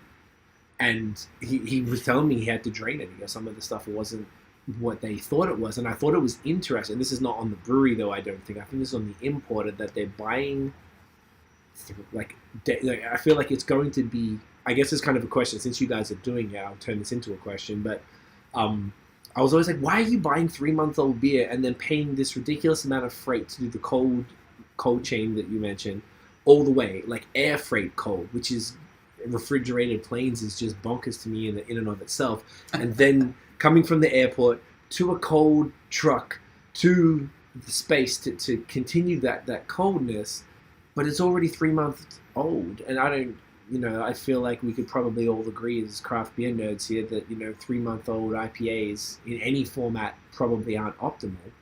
Do you know how that works? And do you guys make sure that, like, all right, this is going to Japan, guys, this is 4 days old, come grab it, it's fresh as hell, because there's going to be delays. It's going to be shipped across, Japan is not close, so you've got to get it right across there, then they've got to get it, blah, blah, blah.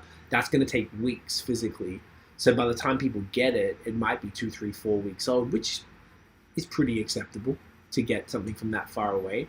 But yeah, how do you, just kind of for my own curiosity, because I haven't spoken to anybody on the brewery side to see how this works, like, can you speak to that a little bit, how it goes down? And this is a very complicated question, so this is a perfect time to excuse myself for a moment. I'll be right back. Sorry, Chris. No, you're right. It is logistically challenging for us in terms of freshness, and a lot of our importers will say, okay, shipment's going on July 1st, and this is on May 15th. What do you have?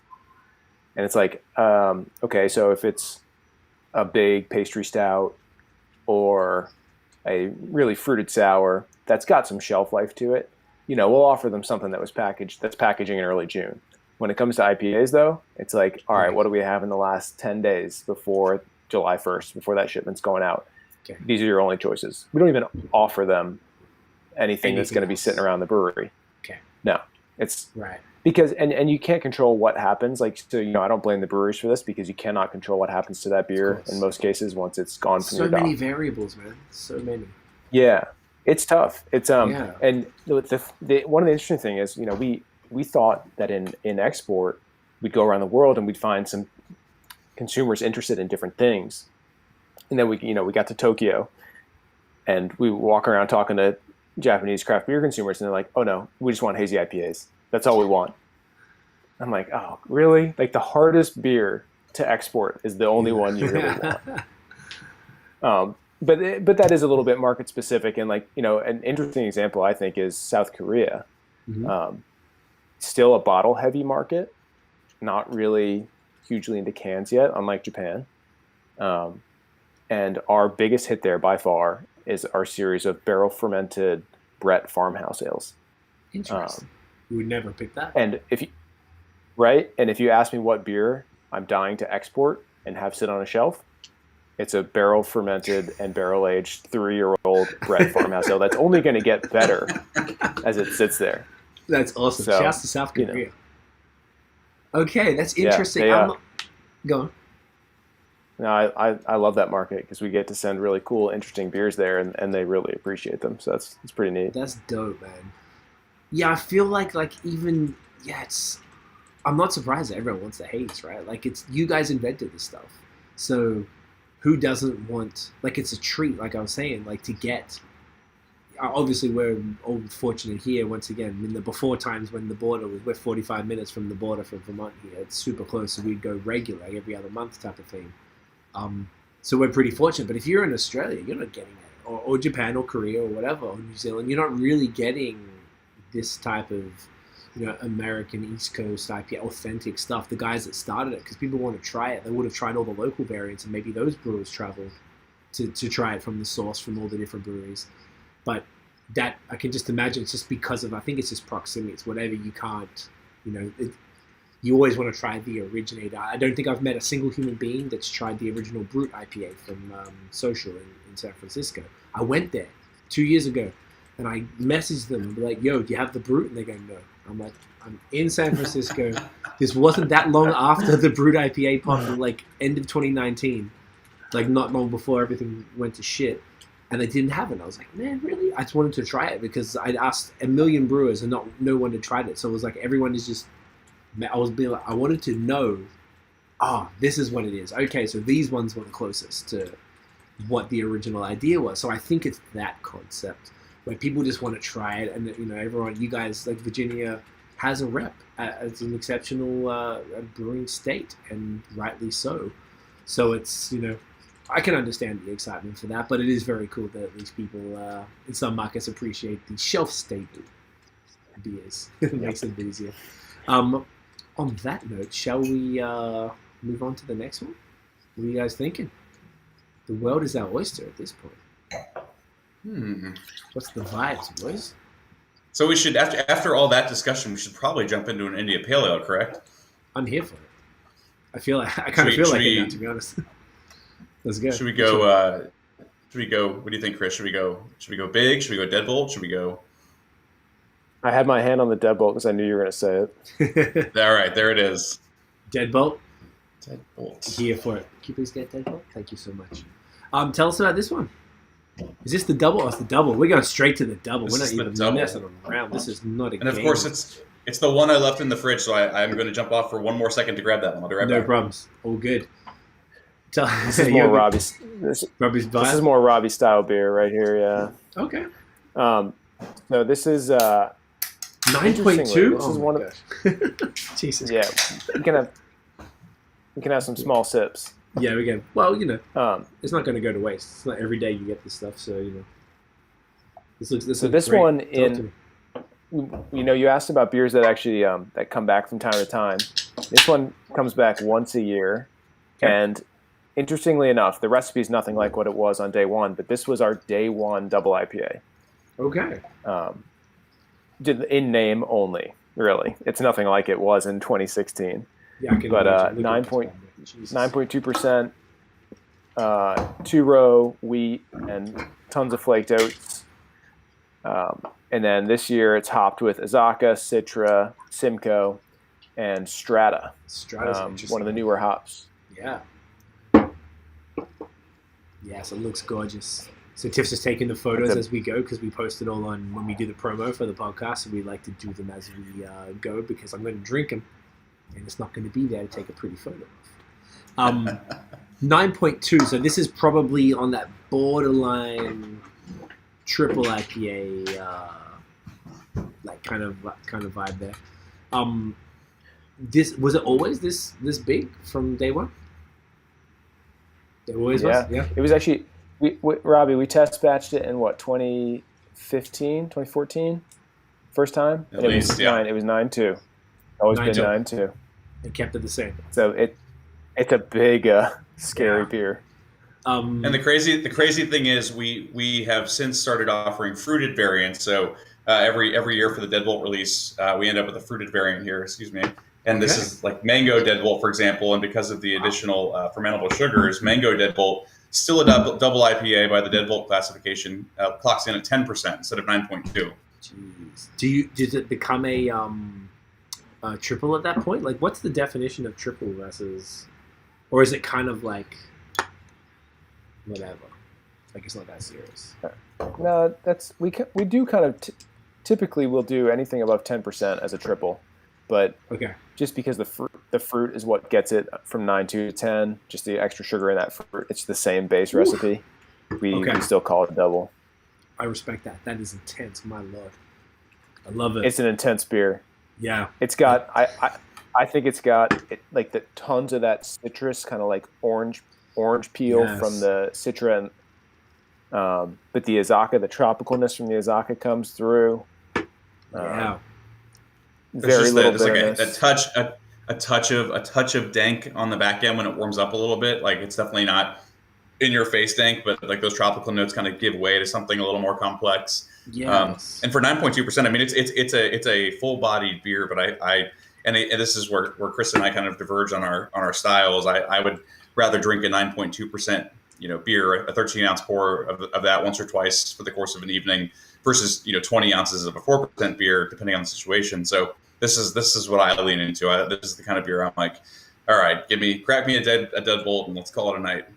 I completely understand. I feel like there's like definitely two schools of thought. There is something like how big is this glass, by the way? Like, how many ounces in this? Is this that like 12, 13? I think it's 13. 13? So it's 13. Basically that's what you're talking about then, Robbie. This kind of size, you smash a couple of these, you're good to go. Yeah, and we try to be very careful when we're pouring at the brewery, right? So any beer that's over 8% typically is offered in a 13-ounce pour. Okay. But with all of the new can releases we have, we can't always balance how quickly the beer sells out on draft before the 4-packs sell out. So oftentimes we will offer can pours at the brewery. So we have to be very cautious because oftentimes the 13-ounce Deadbolt draft pour will give way to a 16-ounce Deadbolt can pour, and we're not going to, throw away the last 3 ounces. So we just have to be careful sometimes to make sure we warn people, hey, if you've been drinking Deadbolt all week, now you're getting 3 extra ounces per visit. So enjoy, but enjoy responsibly. Yeah. And typically it's the staff reminding me specifically. So I'm there for it. Hey, sometimes the boss does need a bit of a nudge. Hey, Robbie, calm down. Okay, it's 9.2. No, because Chris has had to tell me that shift pints don't start at noon many times. So it's 12:15. 12:15.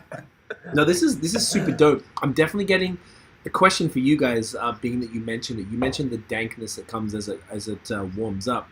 One of my beer writer friends, who's much more knowledgeable than me at the tasting notes, he always tells me that I seem to be confusing dankness with what he calls overripe fruit, like that real soft, fleshy stone fruit.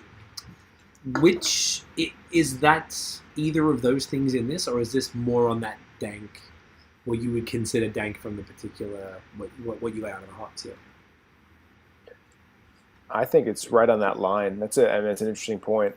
I think the strata is what is put in is given that off in the beer for sure. Mm-hmm. That hop, that's also a newer hop, and we started brewing with it last year. And every beer we've done with strata, we all love. It's got like that perfect. It like walks the line of enough dankness without being like a Columbus or something that's just like straight weed, like a Zappa. Yeah. With the overripe fruit kind of edge to it. And I think the Azacca probably accentuates that as well with the pineapple mango you typically get from that.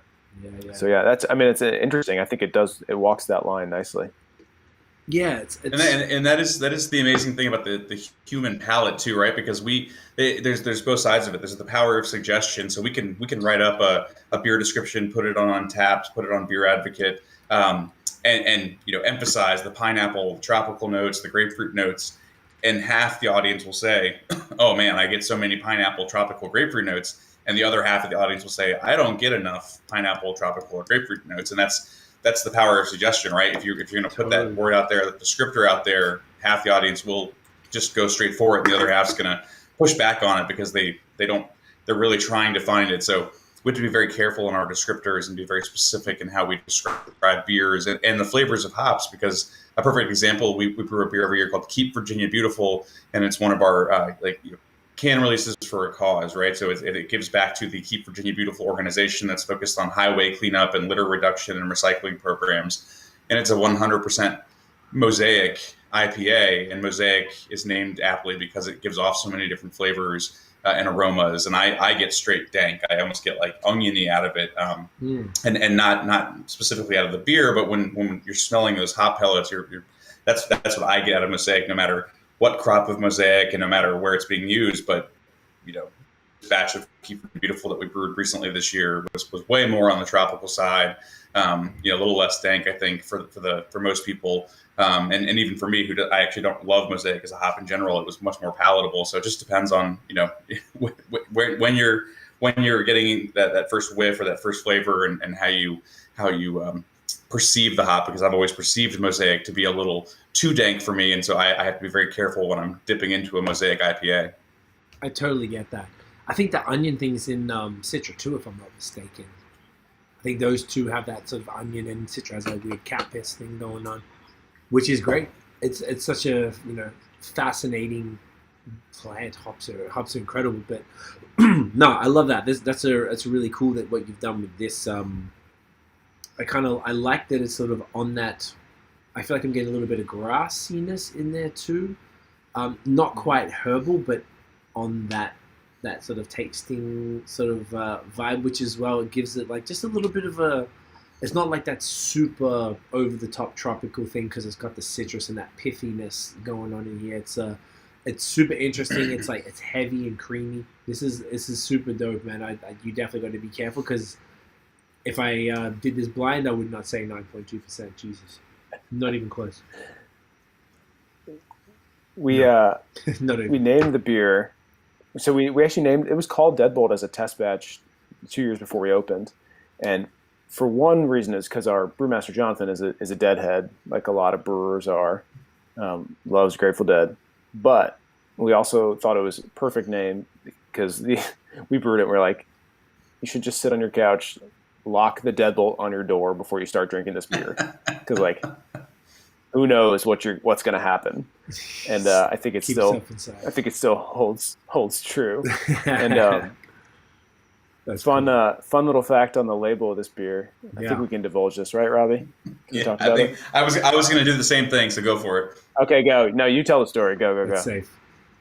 So I won't show the old logo, but the name being a Grateful Dead reference, we had a lightning bolt on the original label, and you can see there's a hint of a lightning bolt in this label, but it's only a hint of a lightning bolt for any of the powers that be that may be listening from Warner Music on behalf of the Grateful Dead, because we never thought that a cease and desist would be something that we would receive. We'd heard of other breweries receiving it, but because our lightning bolt on our original label was too close to the Grateful Dead's lightning bolt, Warner Music sent us a very kind letter asking us to stop using that lightning bolt. So for a couple of years, after that letter came through, obviously we acquiesced. Who are we to fight the dead? And we acquiesced, and we had a much simpler label that was frankly a little boring, and it wasn't for lack of effort on our part, but it just didn't resonate the same way the original label did. And we kind of saw can sales decline a little bit. The beer did incredibly well in the tap room, but sending it to market throughout Virginia, it just didn't resonate the same way. And we actually thought about just nixing it all together, maybe taking a year or two off of brewing Deadbolt. And then we kind of came up with this label redesign that instituted kind of the spirit of the original label without coming anywhere close to what got us in trouble the first time. And so far, the reaction's been really well received, both internally, the team's been more excited about it, and the public has also. And I think it was perfect timing coming out of the pandemic, because we were able to host our annual Deadbolt Day party, which features a really awesome Grateful Dead cover band. And they come to the brewery, and everyone just kind of does their little hippie shake, and we release multiple fruited variants, and the food trucks got tons of munchies, and it's a great day. And this year was the first year we'd done it in 2 years, and it was I think our taproom team would say it was overwhelming, and mostly the right ways, but it was a much bigger turnout than we expected, and obviously very safe and following all of the regulations put in place by the state of Virginia and the federal government here. But man, it was cool to see that many people in the beer garden again enjoying rounds of Deadbolt. Yeah, when was that? Recently? Yeah, almost just less than 2 weekends ago. Oh shit! Okay, so on that note, actually, that's probably a good little pivot there. Obviously, I'm pretty bored of talking about COVID stuff on all these podcasts every damn week, because I'm sure just as you guys are, but I kind of feel like we have to talk about it, being that this is why we're all doing. Normally, I would be there with you guys at the brewery. That's the whole point, right? So we're in a whole different conversation now, being that, even here, we just opened up a couple weeks back, and we had a curfew for like 6 months. Like, we were like serious, and I know that once again, just like with the distribution laws and so on and so forth, every region had their own kind of thing going on. What was it like for you guys sort of going into it, and then sort of what's it looking like now for you guys, being that we're seemingly in the tail end of it, fingers crossed? Robbie, it's all you while I take a bathroom break. Touche. So it was quite a trying, call it 15, 16 months. Chris talks a lot of times, like, remembering exactly where we were and what the date was when we registered the name, the Virginia Beer Company LLC, when he put in his notice at JP Morgan, when he and his wife walked into their first townhouse in Williamsburg, right? When we walked into the building at 401 2nd Street that would turn into our brewery. So he's got a great mind for that kind of thing. And he and I always, kind of joke in kind of a dark way. We remember exactly what day it was in March of last year when we had a management meeting and basically made the decision that we were going to shut down taproom operations, shift to curbside to go only, our own little version of brew through. And that was the moment that we had to adjust to social distancing. That was the moment that we had to figure out how a curbside operation would go. We added online ordering for the first time. We added local delivery for the first time. We bumped all of our draft only releases to can releases, which meant, more labeling work and more labeling costs. Huge pivot, right? And then what to do with an empty tap room and empty beer garden for 3 months and 6 months respectively, the inside space being closed longer than the outdoor space. So, for us, we were proud that we were able to keep 100% of our staff employed, and full credit goes to our brewmaster and our taproom manager specifically, because they found really creative ways to keep everyone busy, right? So on the production side, it was, I think, a little more straightforward. We said, all right, we've got to move to more can releases. So that means more time on the canning line. It means more time, turning the beers over and cleaning the tanks and getting ready for more small batch brews. On the taproom side, obviously, we didn't have a tap room and a beer garden to offer.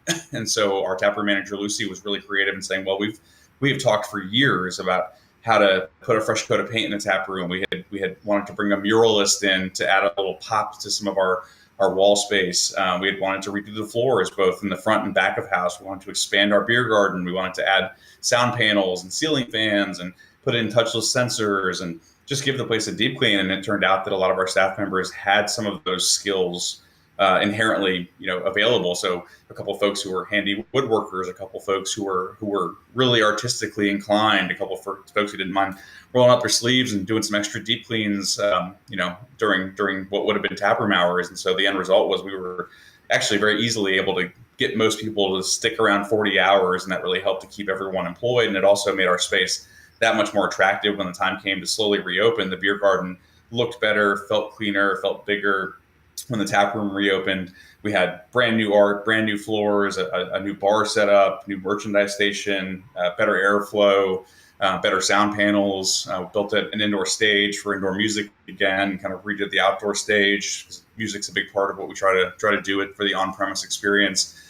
So it was a lot of pivoting. It was a lot of questions about how long that would sustain. Certainly, there was some government support for us, but the whole thing terrifying. But at the end of the day, as a team, we withstood it. We were better together than we were apart. And so we worked to keep everyone together. And the end result was that we brewed more beers in terms of individual recipes than ever before that hit cans, hit the market. Our ability to reach wider audiences increased. Our international exports, I think, doubled, if not tripled, right, Chris? Last year. So, huge increase in international exports, and just our ability to showcase what kind of range of beers we could offer. We were forced to offer a wider range, and so all of a sudden we were doing an anniversary party year 4, March 2016, from curbside, and trying to make it interesting with free verse variants and waypost variants, and engaging an audience who couldn't hang out and have a beer with us. So it made us, I think probably stronger, smarter, more nimble, and hopefully we'll carry some of those lessons now that we've pretty much fully reopened. We're still doing some socially distant ordering in the tap room. Our has not returned, and we have a few regulars who are very upset about that. But otherwise, we're taking it very slowly, cautiously. We're trying to make sure the staff feels safe as we slowly reopen back to what should be normal operations here in the next couple of weeks. That is crazy. That is the coolest shit I've ever heard.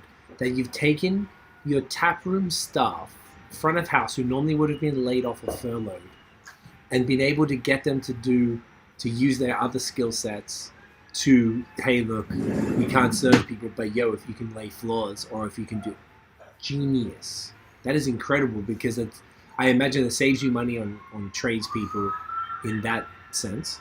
You don't have to go and get quotes and blah, blah, blah. You just got all these people who already have that. That is, I've never heard that before. That is impeccable. Well done. And we were lucky. We had kind of that sweet spot. And thank you. Yeah,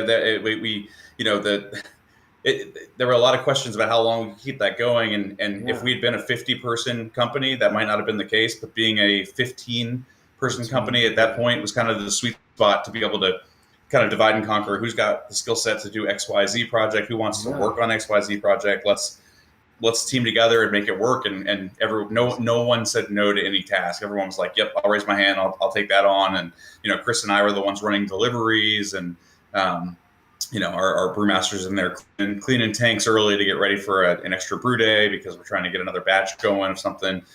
So everyone was nimble. Everyone tried to make it work, and we had our first full team outing in over a year, just 2 days ago, at Busch Gardens, which is a local roller coaster theme park just down the street from us in Williamsburg. They're a great account. They serve a ton of our beers, and it had been an annual tradition since opening to take our whole team to Busch Gardens. We couldn't do it last year, so to get 17 of 18 of our team members together at the amusement park and sit there and share beers and ride roller coasters, it felt normal again. That is so cool, man. Just that whole, once again, I've been doing this for 15 months, virtually, talking to breweries from all over, in Australia, States, and Canada, and I hadn't heard of anyone doing it that way. So, congrats, man. That is just, I don't know, I'm so impressed. That is dope as hell. And the fact that you're able to take the people out and be like, yo, thank you, man, and bring them back to some sense of normalcy that, reminds them of what you guys used to do and you haven't been able to do. I don't know. I imagine that's kind of why you got into business. That sort of like creativity and ingenuity, and just being able to sort of be nimble and just be like, all right, well, we can't do this, guys. We need this. Is anyone down? I'm sure they, like you said, I was about to ask as you said it, like, were people kind of like, oh, I don't know. I'm sure they'll just say, yo, I want my job. I obviously, we all need the money here, and here's how we can do it. I'm sure you guys were like, are you cool? Do you want to do that? Who wants to do it? And that's just so wonderful. Like, it's so cool that you were able to keep, people employed in a town that there might not have been much else they could do. I don't know how much government assistance was around. Every place is different. So, congrats to being able to keep all 15 plus people, around and also make improvements. So now that we're moving into this next phase that hopefully is a lot more permanent, unlike it's been, I don't know about you guys, but it's kind of been up and down here, open, close. Yeah, okay, same as everywhere. Yeah. Yeah. Like it's been a lot longer than probably we all thought when it was like in March. I remember we went to Vermont the week before this all happened, and people were talking about my mum in Australia, because they got it first, obviously, because of being the proximity to China. They had it. Mum kept talking about this stuff. I'm like, yeah, whatever, relax, it's fine. And, we happened to be in Vermont. Like, I'm happy at least I went to Vermont the weekend before, and everyone was starting to sanitize hands and, Lysol the counters and the, the ATM, what do you call it? The thing where you pay with the credit card, whatever. Yeah. All that type of thing. Yeah. Yeah, that thing. They call it something different here. That's all. I didn't want to say the Canadian name. But the, so I remember seeing that and being like, oh, this is a little weird. And then going to that and just making it and being like, oh, this will be 2 weeks. We had a podcast series running at the time. We had 2 more interviews planned. They both canceled. I'm like, oh, fuck, okay. Well, I guess we'll see what happens. And then 15 months plus later, here we are. But the fact you're able to do that, and I think also for you guys, I imagine it would have been a little more convenient because there were some breweries that didn't have a canning or bottling machine. They were draft only, and that was their business model, and they had to very quickly, mobile canning companies and labeling companies and the actual can aluminium companies must have been bonkers. I heard it was, the wait sometimes was 2 weeks, went up to 8 weeks to be able to get cans printed and available. Being that you guys already had that processing, you would have been doing international exports, you would have been doing all across the state and beyond. You were probably positioned pretty well to be able to be like, well, we have our stuff, we have our processes. Like you said, more labeling work, probably needed a few more cans than you needed before, but it was a pretty smoothish process for you guys in comparison to perhaps some other places who weren't as well positioned. Yeah, we definitely. I think so. You want to go? No, I give. Again, a bit of serendipity, right? Like some of the most boring aspects of building a brewery, right, are the focus on bettering ourselves from an infrastructure standpoint. I mean, there are some folks who really care about the lab, or some folks who really care about having us custom built a canning line. That the folks who care about the decision to can our beer. That's the stuff though that's not going to get you Instagram likes. It's not going to get you extra ratings on Untappd necessarily. And we, both with the advice of Jonathan coming from a bigger brewery, the advice of the state of Virginia in terms of our export development program, and just talking to other brewers who had bigger facilities than ours, you need to invest in the lab. You need to make sure you're not going to send out cans that explode, cans that might have a souring agent, an unexpected souring agent in them. You need to make sure that the seams on your cans are at the right level. The dissolved oxygen levels, et cetera, et cetera. There's so much work there. We invested in a clean in place system that is the most boring $50,000 investment we ever made when we opened the brewery. But the end result is it's cleaner tanks, it's better tasting beer, it's reuse of water and chemicals. And those are the kind of things, again, that don't get you notoriety, but they do help you make better beer. And the fact that we put so much focus on that early on with our team and our supporters kind of encouraging us to do so meant that when the pandemic struck, we did have a canning line. And because of our business backgrounds, full credit goes to Chris, because he's the one out there working with aluminum manufacturers, can providers, to make sure we've got a lifeline to these cans that we already had, the ingredients needed ready to go for us. We already had the aluminum needed ready to go for us that we're working closely with our label makers to get the labels sent to us.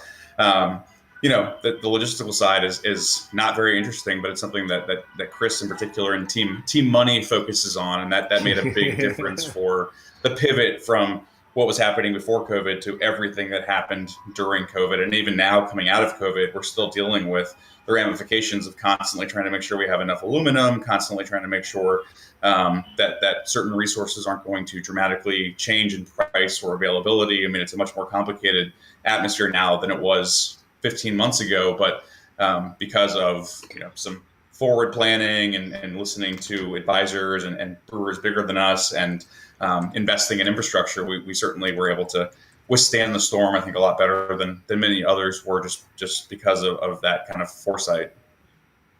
That's awesome. It's good that Robbie and I do what we do at the brewery, because he just said that it's not very interesting. Logistics, inventory, sourcing. Right. I love it. It's like my favorite thing to do at the brewery. It's perfect. We do the perfect jobs for our personalities and our interests. It's good. That's awesome. I feel like it's one thing. It was really interesting to me when you were saying earlier on that, you guys came from the finance background. I feel like that's extraordinarily uncommon in beer. It's typically someone who's been in the industry or serious home brewers, or although you were both home brewing. I feel like beer is the one industry that people always forget that it's a business, and that that's what I noticed the most, is that people always like maybe criticize breweries for doing certain things, but just forgetting that it's a business and things cost money, and it does have to operate and employ staff and keep things very expensive, facilities running, multi-million-dollar facilities and stuff like that. So it's super cool that you guys are both from that background, but also have this sort of genuine understanding and involvement in beer, whether it's the making of it itself or the other side, like the logistics. That's just as important as anything else. And that, it's not sexy or exciting, but it's goddamn important. And I guess the last 18 months or 15 months, whatever it is, has kind of taught everybody how important that stuff is, because maybe there's a lot of places that weren't as forward thinking, maybe because they just didn't have those sort of backgrounds or those type of people around. So. Yeah, I think we saw that a lot when we thought about opening a brewery, is that, it was home brewers or brewers who just made the jump, and they had a certain set of skills, but you don't have all the skills. And we don't have all the skills either. Like Robbie said earlier, we try to put the people in the right places that have those skills. Yeah. But, I hated my corporate background, but it taught me a lot. And I think the same, Robbie didn't dislike it quite as much as I did, but it taught us so much. And when we thought about opening our brewery, it was like, okay, let's take the best pieces of corporate America, the things that we did appreciate, the skills we learned, and let's apply those to a business that, like you said, a lot of people don't always perceive as a business. And hopefully that helps us succeed. And I think it is a little bit of a kind of back office differentiator for us, and something that I think has translated pretty well over the course of the last 5 years. I love that. I came from a corporate background. I studied marketing. We own a social media agency. So we have our own, we have employees, and we're dealing with that and learning about that. And I worked for the big banks in Australia and like colleges and all that type of stuff. So I hated my life. I couldn't stand it. That's why I moved over here. I was like, I got tattoos on my neck specifically. Like, I can't get hired in that type of job again, because I just didn't want, I detested it. Disqualified yourself. Right? But that was 10 years ago, and then now it's not that unaccepted to be tattooed wherever. You have face tats and you probably get a job in the bank. So I think, like, damn, it didn't work. But like, I feel like there's definitely lessons that I took from working in corporate, the corporate structure and the way that they approach things, and then taking that here. And some of our clients, some of the biggest companies in the world, in San Francisco and Silicon Valley, and even some of the things that they do are so, it's almost the opposite of what you would think. So like, you can take the lessons from the corporate side and bring it to what we're doing now, and maybe I can use that for running a podcast or for our other businesses and other things. But then you see someone like our clients who are doing tech, and then they're going back to the bullshit that maybe a bank would do. like, meetings about meetings and all that type of thing. So it's an interesting kind of into sort of the way that things kind of work together. So it's dope that you guys were able to be in that world, take the best of it, pull it out, and then be able to implement those processes, or at least even if it's not the processes you're taking, it's the thinking, it's the approach to creating those processes that you got from there that maybe at the time you're like, oh, this nonsense, all right, cool. But then that's really allowed you to thrive in an environment where maybe, beer is a pretty loose industry. People, yeah, whatever, man, it's beer, yeah, cool. But it's a business, it's cutthroat. There's a lot of, so can you hear the noise? Yeah, so I have to ask, how much of this is based on the holiday and how much of it's based on the hockey score? I just saw some notifications. I'm like, is it the hockey? Did Montreal win? We won. So they beat the Las Vegas, whatever. So now we're in the Stanley Cup, and this city, like, obviously I'm not from this country, nor this city. These motherfuckers love hockey. I have a Toronto Maple Leafs jersey. Because I was in Toronto first, so I got a Raptors and the Leafs. And my friend, who used to be the co-host of this podcast for me, he was like, bro, when you move to Montreal, I guess if you fucking go for the Habs, we're done. It's over. I'm like, no problem. So I've never done that. I would probably be murdered if I walked out of this house wearing that jersey. That's how crazy they are. And we live in an area, there's a big mountain called Montreal, which is why the city's named after. I'm literally right next to it. And there's all these parks right here. We're in a high rise, so we're looking at the parks. And I have the door open because it's a little warm. Apologies, but I think that they must just be because there's also the Euro Cup, and there's a French sports bar, right. France French, not Montreal, not Quebec French. So when the French team is playing, thank God it's the Euro Cup, and it's like during the day or as opposed to all night long, and they're just screaming. So they're at this bar. Like, I wish it happened during COVID because they wouldn't be there. But they're all screaming, and now they've got these people obviously cruising up and down the streets, going honking and stuff. Like, it's entertaining. I can close the door if it's starting to become annoying because I'm realizing. No, it's fine. It gives us some wonderful. I feel like everyone's cheering for us. Yeah, they're like, Virginia beer code. Yeah, let's go. Well, so I've got to shout out though. So Chris here actually has both Canadian roots and a brother who played for the NHL, including for the Maple Leafs organization. So he's probably been following the score during the whole podcast. Tell the Canadian viewers. I'm sure they'll be stoked. Yes, one of my younger brothers is a professional hockey player, and he was drafted by the Chicago Blackhawks and played there for a long time, and then was traded to San Jose, and then was traded from San Jose to Toronto, and played in Toronto for the Leafs for parts of 2 seasons, and then for the Marlies, their AHL team, for another season. So, do you want to shout him out? A lot of hockey in my life. What's that? Do you want to shout him out, say his name so people know in case they'll be like, yo? Ben Smith, yep. Oh, Benny. I'll ask my hockey friends about it because I'm sure they'll know. I know nothing, but I'm sure they will know. This is Chris. Let me chafe the Leaf fans for a second. He was the captain of the Marlies when they won the Calder Cup. Okay. Which is the first championship, well, besides the Raptors, the first hockey championship in Toronto in a long time. Since the 60s, yeah, I guess. Because the Leafs are, do you know what was really funny in that context? My friend Scott, who was the co-host, the one who told me I wasn't allowed to go for Habs, literally yesterday, we have a group chat with my other friend who's also named Craig, who's from Toronto, but he lives in San Diego. And he was in Vegas watching the game, the Habs versus whatever the Vegas team's called. And I was like, I don't know shit. So I always just played dumb. I'm like, I don't know what's going on. And he was like, it's Habs versus. I said something like, go Leafs, because that's how they always say it. So then they were like, he knows. No, it's Habs versus. I'm like, okay, can I say go Habs? And Scott said he'd disown me. He's like, the ban is officially lifted. The Leafs have pissed me off too much now. We're done. We're done with the Leafs. So I think the Toronto people are so scorned by the Leafs that they're like over it. And the Raptors, what was it, 2 years ago, winning was like 2019, yeah.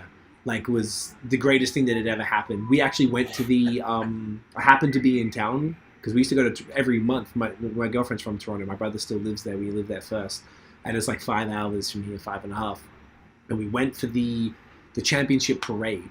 and we do music too, so we shot a music video in the middle of, there was like 2 million people in I've never seen anything like it before. Like the whole street, it was like, we kind of went in a bit, we're like, oh, this is going to get crazy, and then left, but I just still never seen that many human beings congregated in one place. Ever. And I can imagine if the Leafs, I think they burned the city down. That's what I'm worried about here. I'm like, if the Habs win, I guess they haven't won for a while, right? Is that, you would, No, you guys? it's been a while, yeah. No, it's going to be It's been a while. You should leave. Go where? Fuck. Like, the border, like, I think they just opened the Ontario border, so maybe we can go to Toronto now. Yeah, I feel like they're going to burn the place down. Do you know who they're going to be playing then? So it's Montreal versus. No, the other series is tied 3-3. So it's so they go one more and the Lightning and Tampa Bay. Who's the other team in the Tampa Bay versus, I can't think of it. Do they? It's New York, Rangers, Islanders. Do they have a chance in hell? Montreal. Well, it's 3-3. Montreal, I actually think, is the best team of the 3 remaining. So I think Montreal will probably. Well, I don't want to be that person that I don't want people to come to Williamsburg and shake their finger at me for jinxing things.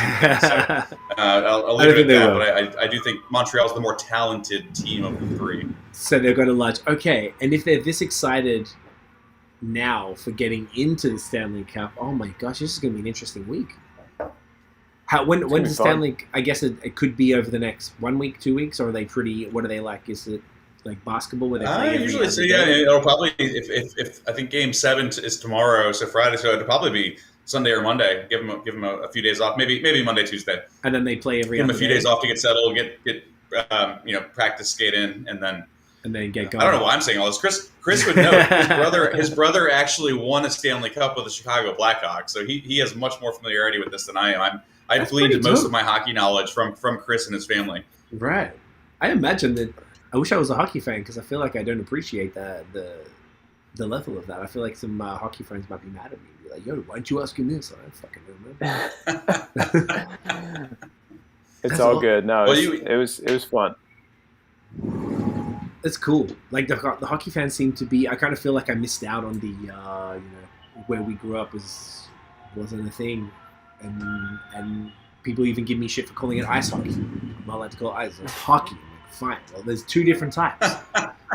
In Australia, there's field hockey, and that's an Olympic sport. And they play that, and they made us play it in school. So I don't know. There's a difference.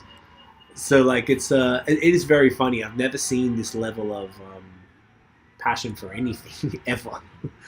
Like, man, I wish they cared about the potholes in the roads as much as they care about hockey. Jesus Christ. It'd be a little easier to drive around. Well. Chris does have an active Canadian passport, so if you need him to come up and hang out during the Stanley Cup and translate everything, he's happy to do so. Come through, man. Like it's a good time. I think I just saw they're announcing the border opening.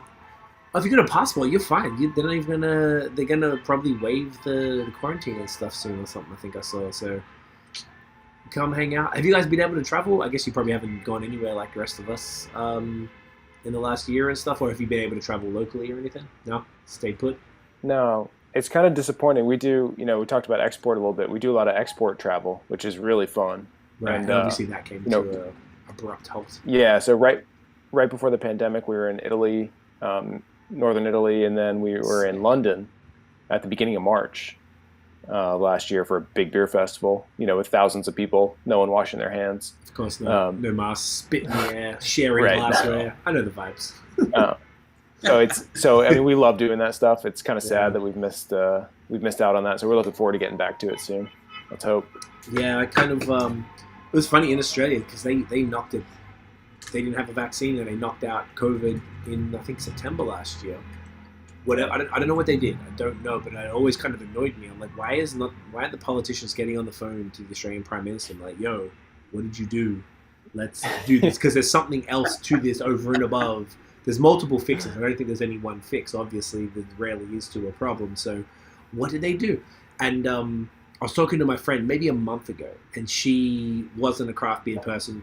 She got this boyfriend who is into craft beer, and now she's all about it. And she was sending me all these photos from a craft beer festival, thousands of people indoors, like large function, those 40-foot ceiling trade centers, but thousands of people, and I was like, man, this is actually pissing me off now. Like, you guys are out here just living your life doing this stuff, and we're sitting out here. I've barely left these four walls in all this time. Yeah, we we sent a shipment to New Zealand last November for the For a Beervana festival.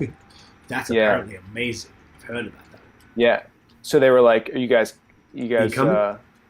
You coming?" We're like, dude, you won't let us in. Come on. Come on. To be honest, it's very far. Would you want to be on a plane for, even to New Zealand, it's 12 hours from the West Coast, like LA to Auckland, say. That's 12 hours straight wearing a mask. Like, I don't know if I'd want to do that. I'm cool with masks, but it gives you the sore throat after a while. And your ears start to hurt. Like, do you really want to wear that? I don't know. I don't know if I could do it. Well, we've talked about investing in infrastructure. I feel like our next investment is in net jets or something. We need some private air travel to get us to these international festivals we've missed. So luckily, I'm not in charge of the finances, so probably falling on deaf ears here. That's the funny side. I'm just throwing that out there as a next lab, canning line, private jets. Always the way. Yeah. Yes, there is. We could fly places for the next month, and then we'll close our brewery because we'll have no money left. So it's a great suggestion. That's team money. I will meet you in the middle, and I will say, how about a blimp? Open air. Must be less expensive than a jet. It's much slower, but less expensive.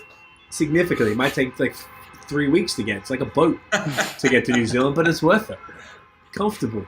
Yeah, it's there is a company that I think I heard about through, like, Jay-Z owned it or did something, and it was like a private jet company that was selling spare seats on private jet. So, like, you could split it with other people, so it wasn't this exorbitant price. It probably came to the same as maybe like our first class ticket or something like that.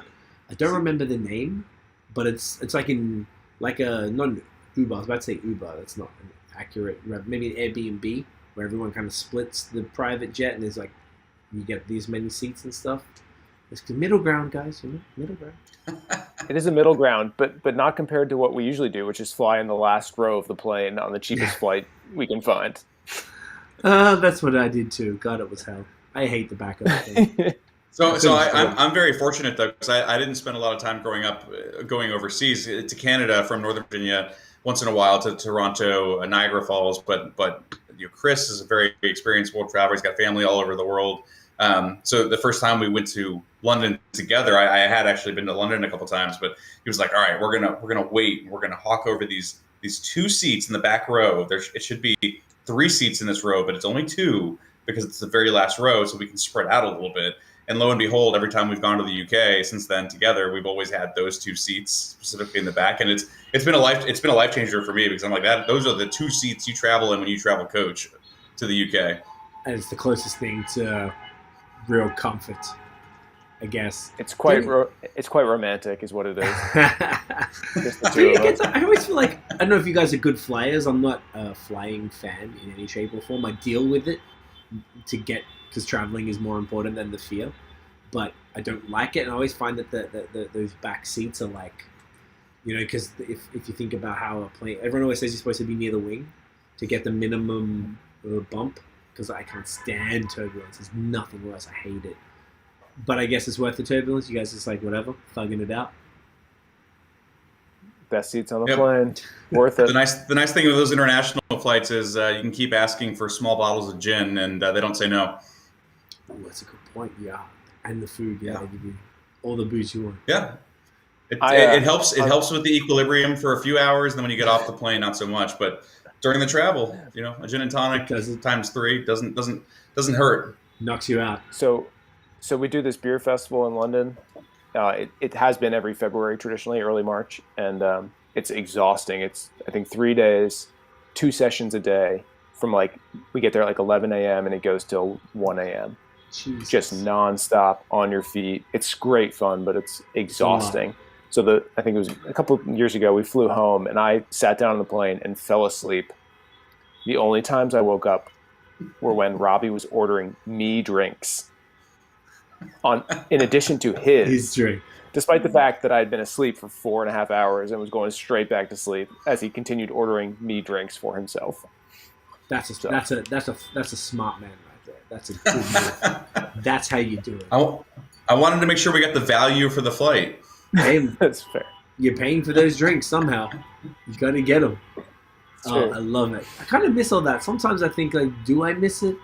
But I feel like when we get back to it, you'd be like, oh, yeah, this is awesome. Like that sort of the environment. Because beer festivals, for you guys, you're working, you're talking to people, your industry. We go as media, so we have to document stuff. And you're seeing people, you got to talk to people. We have to make sure we take the photos and get this video and do this vlog and blah, blah, blah. So I always find them enjoyable, but it's work. At the end of the day, it's still work. So I feel you. So I've kind of got this mixed memory. Really all it is at this point, a memory of what these things used to be. I probably haven't been in 2 years. I don't know if we went to one last year. Maybe. But they... I feel like when we get back to them, we might appreciate it again. I imagine they might come back. Maybe they'll come back this summer. Is there anything happening this summer? The on the international side, we know we. I'm just going to run to the washroom while you talk about the beer festival. Yeah. You guys. On the international side, we've discussed potentially the return to London, but it probably won't happen for us this year. But domestically, I think we both agree that they're popping up faster than we expected, and it's now a matter of trying to decide which ones we should actually spend time going to, not because we don't want to be at all of them, but because there's so much work to be done getting back to some normalcy that we need to determine how to actually divide our time and re-interact with the, I don't know, the largest quantity of beer fans, if that makes sense. What beer are we going to do next? That's my question. I was trying to say that. So we have not done the dark beer. I'm not actually encouraging us to crack open a Waypost, despite me, but that's the only dark beer we have. Technically, is group share, right? Yeah, Waypost, and we have the sour and the Brett, and then the Brett. I think one of those three. So I think the most interesting story is Friends of Dorothy. If we want to go that route, that might be worth discussing even if we don't crack it open. That's probably a good idea.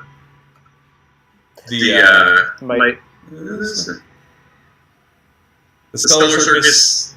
Maybe should we go bottle? Go what? Go bottle? Should we go Cellar Circus?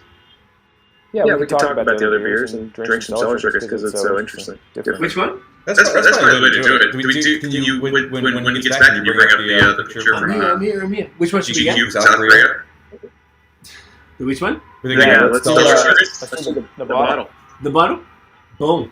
I'll grab it. Let's go. Man, they are losing their minds. Sounds like it. These excitable Quebecois, man, I'll tell you. I'm just so excited that they love Virginia Beer Company that much. I've never seen a response like this before. I really feel like the Quebecois are just embracing Virginia and fireworks for Virginia Beer Company. That's amazing. Well, I'm guessing that Chris called all of his extended relatives. I think they're mostly in Toronto, but there must be second and third cousins who stretch out. So.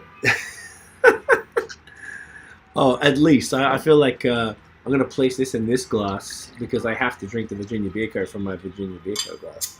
Otherwise, that would be a travesty. Travesty, gosh darn it. So speaking of this, I think I heard you say this is South Korea's favorite, right here. Yes, recently, oddly enough, featured in GQ magazine in South Korea. No shit. How? Why? Talk to me. That's what we wondered as well. No, just in a beautiful photo in GQ magazine that our importer sent to us. It's very, very nice. Is it echoing? This is. It's just I haven't got the headphones on. Maybe. Yeah. Am I echoing, or is any of us echoing at all? Or are we all sounding good? No. I think we're better now. I think it's because I unplugged the headphones so I could hear you when I was in the bathroom. I think it kind of had to correct itself. Sorry, continue, Wes. I'll just give you a little background on this beer, please. and then I think Robbie probably knows more specifics about this blend than I do. But one of our brewmaster's kind of passion projects is these barrel fermented and barrel aged Brett farmhouse ales. So Saison base, and then we have a stock of white wine barrels and red wine barrels, and we started brewing into them back in 2017. Okay. And we brew at different times. So we have beer of different ages. So we tend to blend young and old, kind of in a lambic method. Type of vibe. Yeah. But it depends on the blend itself. So they're pitched straight from the brew house into the barrel and fermented in there. They don't touch stainless until packaging. Then they're bottle conditioned as well. And this is blend number 6 that you have in front of you. Yes, sir. This smells amazing. So it's essentially just a Brett farmhouse. There's no fruit. There's no adjuncts. It's just funk and love. Just funk. Yep. And we when we initially brewed into all the barrels, I think we used 5 different Brett strains. Okay. Among different barrels to get different characteristics out of the red and the white and the different strains. And then every time we do a blend, our brewers taste everything out of the barrels and choose some barrels to put together. So, Robbie, you probably know more about this particular blend, I'm guessing. Yeah, it's First of all, cheers, boys. I'm referencing my notes here to make sure I get it right, but it's 3 different blends. So it's 2 red wine barrels, 1 white wine barrel, aged between 24 and 42 months, making them some of our longest aged blends. And then they're both bottle and keg conditioned with Brett Brooks. So it's multiple Brett strains, and it's kind of a labor of love and a test of patience, right? And I always laugh because Jonathan, our brewmaster, is really passionate about this project, and that's one of the reasons that these beers are not actually they're not fruited, they don't have any adjuncts added, because the whole focus is what oak and what wild yeast can do for a beer plus time, obviously. But we find him over there pulling nails and sampling blends very often, and he's oftentimes like, it's not ready yet. And I'm like, are you just looking for excuses to drink these blends on your own and save it all for yourself? Because you can tell when the brewmaster is passionate about something, and he tends to the wine, the oak barrels very, very frequently. So the fact that you've got blends in here that are over 2-3 years old, that it's blended from East Coast and West Coast barrels. We get barrels from the Williamsburg winery here in Williamsburg. We get barrels from West Coast California breweries. So different oak, different characters. You definitely get some of the wine characteristics. I think one of the things we have to describe is that the oak vessel is the most important aspect there. The wine qualities are very subtle, but you do get some of the aromatics of a red and a white wine. We've done blends that are exclusively red wine barrels, and they're definitely fruitier, they're funkier, they've got a little more kind of robustness to them. We've done 100% white wine barrels. They have a little more acidity. They're a little more cider-like. But these beers, the common lineage is basically a kind of stone fruit, some oakiness, really dry finish, and just a hint of funk. It's not meant to be complete farmhouse horse blanket. It's meant to be just a little bit of funk. And there are certain words, right, that you have to explain to certain consumers, right? So funk is a word, grassiness, earthiness. There are certain terms that certain hops, certain malts, certain yeasts, certain aging techniques create in a beer. And if you're going to be prepared to put that word into a description, you better be prepared to describe it when someone is buying the beer from you in person, or when someone is commenting on the beer on social media or Untapped or Beer Advocate, et cetera. So these are mildly funky on purpose, in part because we're trying to, again, create an experience where people can learn about the process and hopefully have a conversation with our staff about, what Brett is supposed to do, what wine barrel fermented beers are supposed to taste like, and why go through all this process, why take up surface area to have these wine barrels and to make these beers. I love it, man. I'm as you were talking, I once again, big props. You're Untapped. Look at all that information. That is like, I know there's a lot of people who don't like Untapped. I don't use it for anything else really, aside from getting information and just documenting what I've done, because 6,400 plus beers I forget a lot. So this is fantastic because you got, as you were saying, the red and white barrels between 24 and 42 months, and then bottle conditioned with Brett. and all the different stuff here. It's fantastic. So then all the different blends are different variants of the red and white wine barrels and different things that you have there. I love that. That's super cool. This one here, I'm getting that. Oh, by the way, It's Beer Drank came through. He said, "What up? What up? What's going on, man? Thank you for checking it out. We Cheers. are live on YouTube." I'm getting that chewy, what I call like a chewy mouthfeel, which I find is a fantastic calling card of a well-made barrel-aged beer. There's something about it that sort of like sticks to your mouth afterwards, and I love that. I'm getting that a lot here. There's a little bit of that vinous kind of white wine that you kind of get from Nelson Sauvin a little bit, which I'm loving. And when you're explaining it and talking about the red wine, I feel like there's a subtle tannic undertone in there. Unless, once again, like you were saying before, like the power of suggestion is real. But as you were saying, like, getting that tannic stuff. I don't know if I'm crazy in there, but if it's red wine, I guess there has to be tannic elements, right? No, there absolutely is. And the funny thing, we typically will keep some of these types of beers in what we call our stash corner. And so we'll have bottles and kegs of barrel-aged beers, barrel-fermented beers, Brett beers. And over time, we will re-release them just for fun.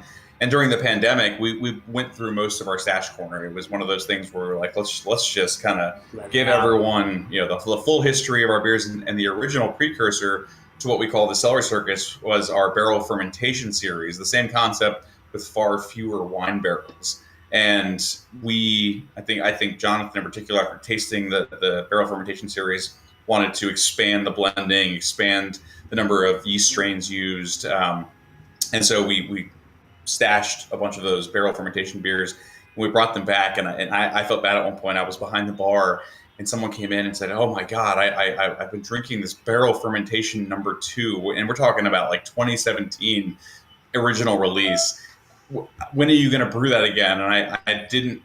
It was so hard to tell him like that blend will literally never happen again, because it was the right yeast at the right time and the right barrels in the right place and the right timing of putting the nails and emptying the barrels, and like that. There's no way we could try to recreate the blend, but we'll never be able to literally create that exact beer again. It's a once and done type of thing. And his jaw dropped, and obviously I was like, we're going to keep making Brett beers though. That we're going to have plenty of these barrel fermentation beers. So keep buying them. You might find one similar. But he was just flabbergasted at that's it. That blend was an original blend, and it will never be recreated. I think that's a great story, because I was just telling somebody the other day. We got into wine in Toronto, into Niagara wine, right? Like in the Toronto LCBOs, the provincial run liquor stores, they bring all the wines from Niagara. And my girlfriend and I at the time, we drank a lot of alcohol. I was doing the beer selfie bullshit, and we started to do wine tours. I started to learn about wine, and we found this one winery, and they had this 2009 medium dry Riesling, and there was grapes were grown in earth that used to have peaches and nectarines in it. So apparently those flavors were coming through into the wine, into the grapes. So the wine itself was this most amazing combination of all of those type of fruits that you wouldn't normally find in that.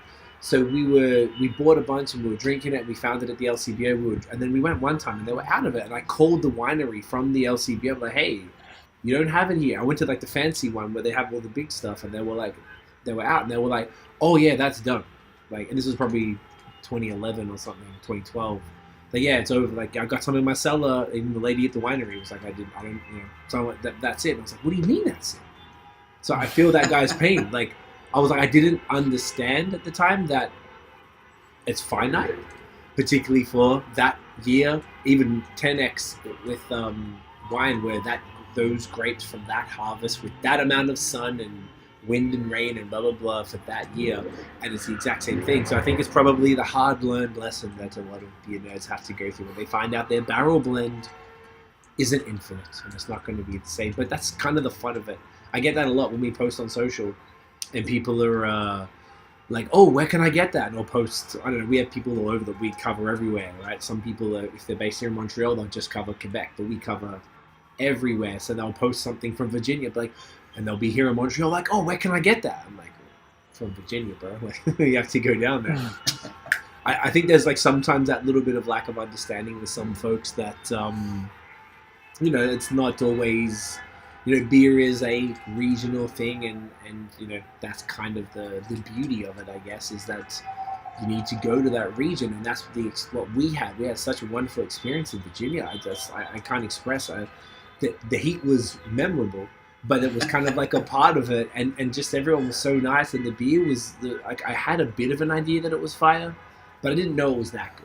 If I'm honest, I didn't realize it was like, oh, this needs to be talked about on the same level as New England and stuff. I just really didn't know, and I think that's I was super happy to connect with you guys because I had it's not something aside from that one time a couple of years ago, it's not something I've been able to sort of keep in touch with and keep on top of. And I think that's like maybe, I don't know if we talked about that, but the scene in Virginia, like how have you guys been? That you've been around for 5 years. And at the time when you guys moved there was 20 breweries? And now it's 250, I think you said. It was about 30, yeah. 20, 30. Okay, so basically hardly anything. That's, I was going to say 10x, close to 10x actually. Yeah. Yeah. How have you seen everything change from 2016 to now? How have you seen the way that both in the beer scene and the way that Virginians are getting into craft beer? Because obviously there's more people getting into it, being that close to 10x, 8x growth there in across whether it's a town like Williamsburg or the larger cities like Richmond and such. Like it's kind of gone pretty bonkers, and you've got this incredible reputation for such impeccable beer across the board. Yeah, talk about that. I'd love to hear from your perspective what's been happening there, because there's definitely something going on, something special happening in Virginia. When you start throwing ratios out there, I know it's a math question, so I'm going to defer to Chris, and I'll be right back.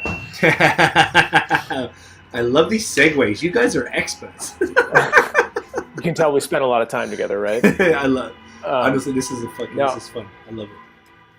It has things have changed a lot in terms of like Virginia's stature in craft beer and American craft beer specifically. So many new breweries, consumers have changed. People are looking for different things now. I think we've had some specific breweries open up. You referenced the Veil earlier. So Dave and Matt and crew were opening kind of when we were. So we got to know them, which is cool and fun. And, they kind of changed how people thought of Virginia. Certain breweries like that have done that. And I think the quality has just gone through the roof. We have so many breweries now. It's a big state. There are a lot of people. But everybody's got a local brewery, which is cool. When there were 30 breweries before, if there was a brewery 2 hours from us, where we are right now, they were kind of local to us. And that's just not the case anymore.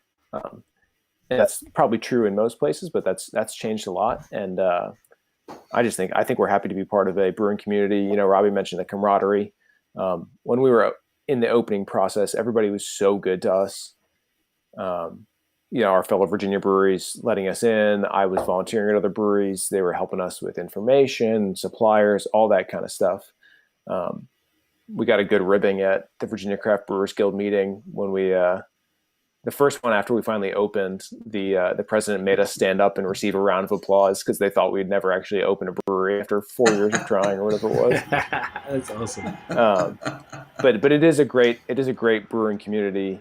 And it's nice to see, like you mentioned, that Virginia is recognized now kind of at the top. And I think we are there. We have so many great breweries in this area, in this state. And we're pleased to be a part of it, that's for sure. Yeah, man, that's awesome.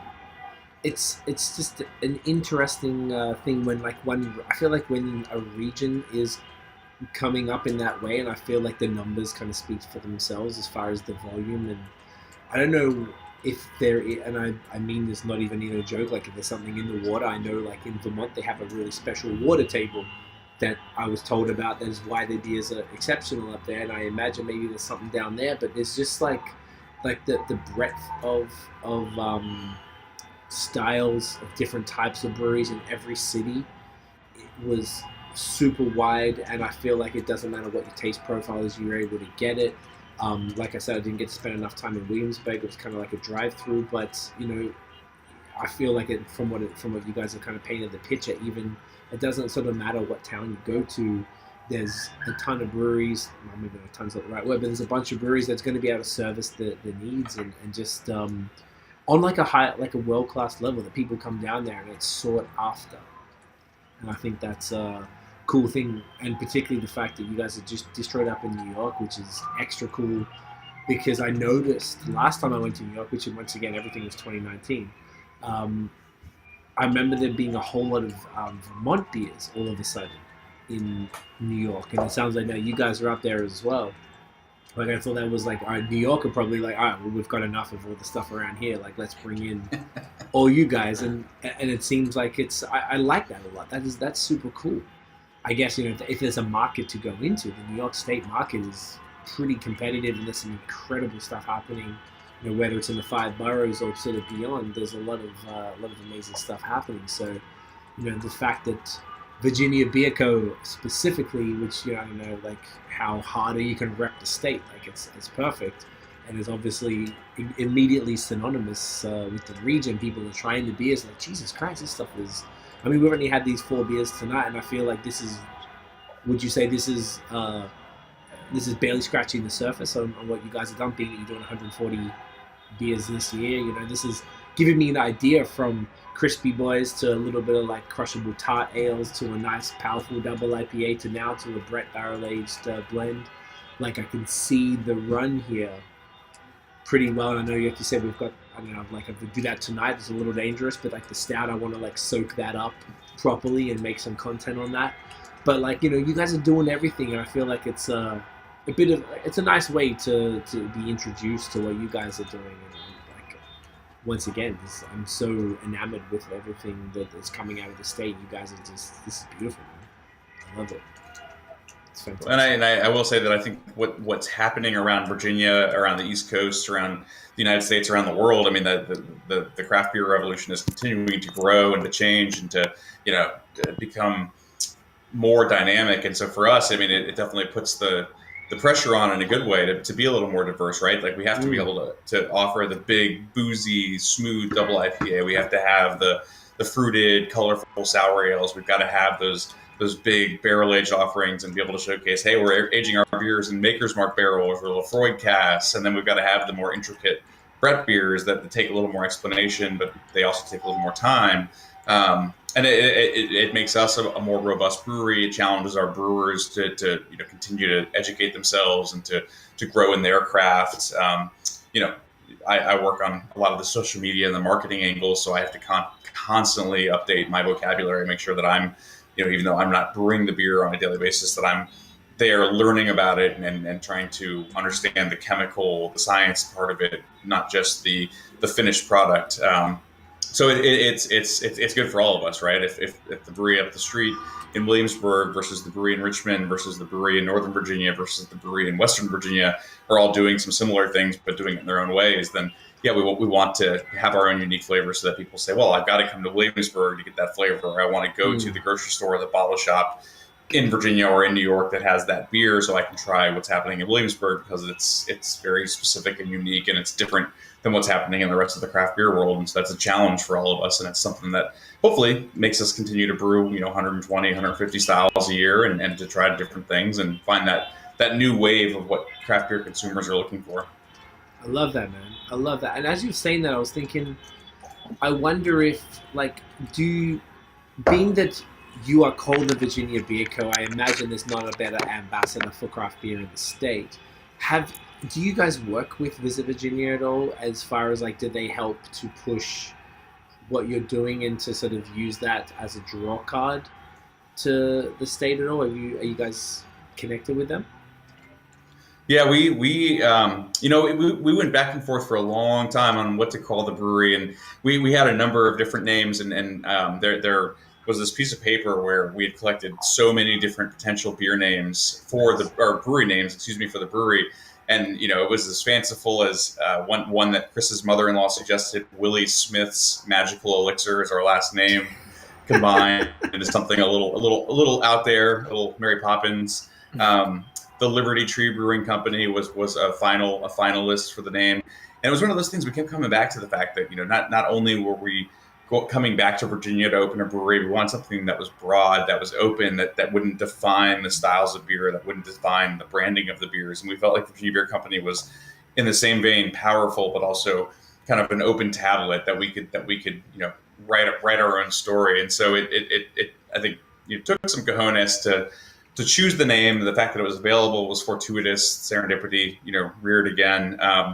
But the end result has been, as we've grown, now that we're finally almost statewide, we have been able to really be ambassadors for Virginia beer and Virginia brewing. And certainly we're not the biggest brewery in Virginia. Certainly there are breweries in Virginia that are more well known than us. But in terms of our commitment to positivity, to community, to trying to support the industry as a whole, and our dedication specifically to export, to working with the Commonwealth of Virginia to make sure that Virginia brewed beers can be found across not just the Commonwealth, but across the world. I think that's helped to set us apart a little bit, to showcase that we're, if we're going to take that name, we've got to be stalwarts for Virginia beer. Yeah. And we have to really work with the state to make sure that we're, putting a positive foot forward and a quality foot forward to showcase what Virginia beer is all about. Couldn't agree more. I love that. And I'm very partial towards the Magical Elixir name. I like that a lot. Did you ever do a beer called Magical Elixir at all? We've talked about a brand extension at some point. Willie Smith's Magical Elixirs coming your way, maybe 2022. I feel like that could be like your hard seltzer or some shit. That's actually a good point. There we go. I don't know. It's kind of more interesting than hard seltzer. That's fine. But that's just fizzy water. This is a magical elixir, bro. That's right. Oh, I like it. I'm not sure the powers that be at the alcohol beverage control would approve such a brand, but we could certainly try. You know what? I'm here for it. May I ask, can we take the thumb? My camera is going to die. And it just died. Damn it. It's okay. Everything's fine. I'm going to have this right here, bring everybody back. I was trying to get it with the sharper DSLR lens, but never mind. Let's get, just before I forget, we always do the thumbnail because I need to make that afterwards, and I always take us a screenshot. We can hold up some cans, represent the magical elixir that is. And I have to point out, and he's going to hate me for it, that it's perfect timing because it is midnight here on the East Coast, which means that it is Mr. Chris Smith's birthday. Oh, shit! I hate my birthday, but I'll you know what? He does not enjoy his birthday. So why are you working on your birthday? Happy birthday, man! That's awesome. Thank you very much. You should not be working. You're out here promoting the company, doing your. I'm not sure it's. We're drinking beers together. I'm not sure it's working, but Well, I got. Oh, hang on a sec. Let's take the photo again, because Robbie, you weren't ready. You were not ready, and now it's Chris' birthday, right? He's out here. Just celebrate. See, that's what these people are cheering for. They're cheering for Virginia Beer Co. and they're cheering for goddamn Chris's birthday. Goddamn it! All right, ready? You gorgeous gentleman. That is beautiful. Look at that. That's going on the Christmas card, mate. I love it. I've always said that Chris is like a fine Brett barrel aged beer. He gets more beautiful with age. Better every quarter. I've known Robbie for 17 years. He's never said that to me. Why wasn't that in the wedding toast? Yeah, you know what? It just took a few beers, on a little podcast with the city of Montreal cheering for your birthday to say that. I will say this might be the best start to my birthday I've ever had. So hey, man, cheers! This is an honor. I honestly you should have told me. We could have made it another time. I didn't want to take up your birthday. As long as you're okay with it. It's all good. I love it. Don't worry. I will tomorrow. I will live tweet what he tells me in real time at the brewery, which I'm sure will be something completely different. Yes, please, and just tag me at BAOS Podcast, please. I'll keep it. What's the birthday plans, man? I hope you're not working. I bet you're going to work because you're a hustler. You're going to be working. Oh, we're going to work. You're going to work. We got plenty of work to do tomorrow. I know the vibes. No, we're onboarding a brand new point of sale system, which for Team Money is probably the best birthday gift we could give Chris. I'm not surprised. That's it. Yeah, that's the big part of the day. A couple of management meetings, just large parties coming in. But I don't know. I did wonder if that large party coming in at 3 p.m. was for a birthday celebration that I wasn't invited to. If any of those people are there to see me, I'll freak the fuck out. But I'm obsessed with pizza, so I will Okay. be eating pizza tomorrow. That is the only thing I want for my birthday. I'm here for that. You know what you deserve? You deserve all the pizza, goddamn it. We My other actually passion. I will say that we brewed recently for the second time a wonderful Italian style pilsner based on one of Chris's favorite Italian pilsners from his travels to Italy, and we named it after our favorite local pizzeria. It's a New York style pizzeria. They're great friends of ours, great supporters of ours. Bellissimo Pizza here in Williamsburg. The food's awesome, people are awesome, atmosphere is great. And it's been so fun because we did a wide release of it this time, and it's A, explaining what an Italian style pilsner is, and B, having it's a paper plate on the label with one of those checkered napkins. This is basically what the label is. It's kind of a local nod, but also a really traditional style. So that's been fun, and they're probably the last place in Williamsburg that still has a few cans they've been stockpiling. So tomorrow might be a jumbo slice and a Italian pilsner kind of day. Oh, that sounds glorious, actually. That sounds perfect. I think, Robbie, you have your, the staff pints start at noon. I feel like that rule could probably come in tomorrow for Chris. I mean, we're not going too hard this evening. I feel like you might be okay tomorrow. I'll be ready for a 5% Italian pills tomorrow at noon. That's for sure. That's the attitude. That's the goddamn attitude. That's not usually my birthday attitude either. So you've really turned me around, Craig. Thank you. Hey man, I'm here for you. And do you know what's even funny? Cheers to that. Happy birthday. Cheers. I don't even like day drinking, but I want you to day drink. Goddamn it. I feel like it kind of feels only right. If I owned a brewery and I was going to be working during the day, and I liked pizza and Italian pilsners, which I do, nothing sounds much better than that. That sounds perfect. It's actually the beer I've been most excited about that we have brewed in the last 2 years. Hence the multi stuff. Okay, is that something that you guys do regularly, or is it like a sporadic thing? No, we like I said, we were in Italy last February, and lucky enough to meet the creator of the Italian style pilsner. No way. Agostino Arioli. Yep, he created Tipo Pils. Okay. Is that an exported one? I don't know if I've heard of that. I guess it must be. No, you can get it in Italy and Germany and a couple other places around there, but that's it. But he created Italian style pilsner. Like, that is him. Wow. And we got back, and I was like, we have to brew. I mean, and people were starting to brew it anyway, but I was like, we have to do this. Like, it is so good. The dry hop with the noble hops just gives it such a different dimension that I love. So we brewed it last summer, and then did the wide release like Robbie mentioned, and it's by far my favorite beer. I have stockpiled it. The fridge out in the garage here is full of Bellissimo. So I'm good. Hey man, it's awesome that it actually lasts. Like, this one beer you can kind of stockpile. Right? Jesus. Yeah, I don't stockpile many beers, but that one works. That's a crisp. I can actually see the fireworks from here for once. That is big fireworks, and this is Chris's birthday fireworks. They are fucking losing their minds over you, bro. Well, like I said, Chris does have a Canadian passport, and we do celebrate Canada Day at the brewery. So why would they not celebrate this man? That's what I'm thinking. Do you guys? What do you do for Canada? I should be careful. I should be careful here, but. Ooh, you can. There it is. Oh no, that's my U.S. passport. That's your Same U.S. color. passport. Same color. That is not that interesting. There he is. I didn't even have one of those yet. That's awesome. Well, all right. If you're going to show off, it's your birthday. What do you have the other two with you as well? I do not actually. That's all I have in front of me. I don't usually have these passports in front of me. Chris is the politest secret agent you'll ever meet. I'm not 100% confident what he does on his spare time, but he does have 4 active passports. Are you allowed to do that? Apparently, if you're Chris Smith. You didn't used to be, but yes, now you are. Because I used to hear that America didn't like, even if you had a second passport. Yeah, they'd make you give up your other citizenship if you wanted to keep your U.S. passport, but not anymore, luckily. That's amazing. See, that's what life's all about. I think there's nothing better than that freedom of movement, and being an immigrant piece of shit that I am out here. I've learned that, it's valuable. I've been through hell with immigration here. I applied for citizenship. They knocked me. I got my thing sent back because I signed the form. The immigration opened it one day after the 90-day cutoff from when you sign it to when you send it through. They opened it one day. They sent it back 4 months later. Then I got to send it all back and go back to the back of the queue, which is now used to be 6 months. Now it's 2 years because of the pandemic.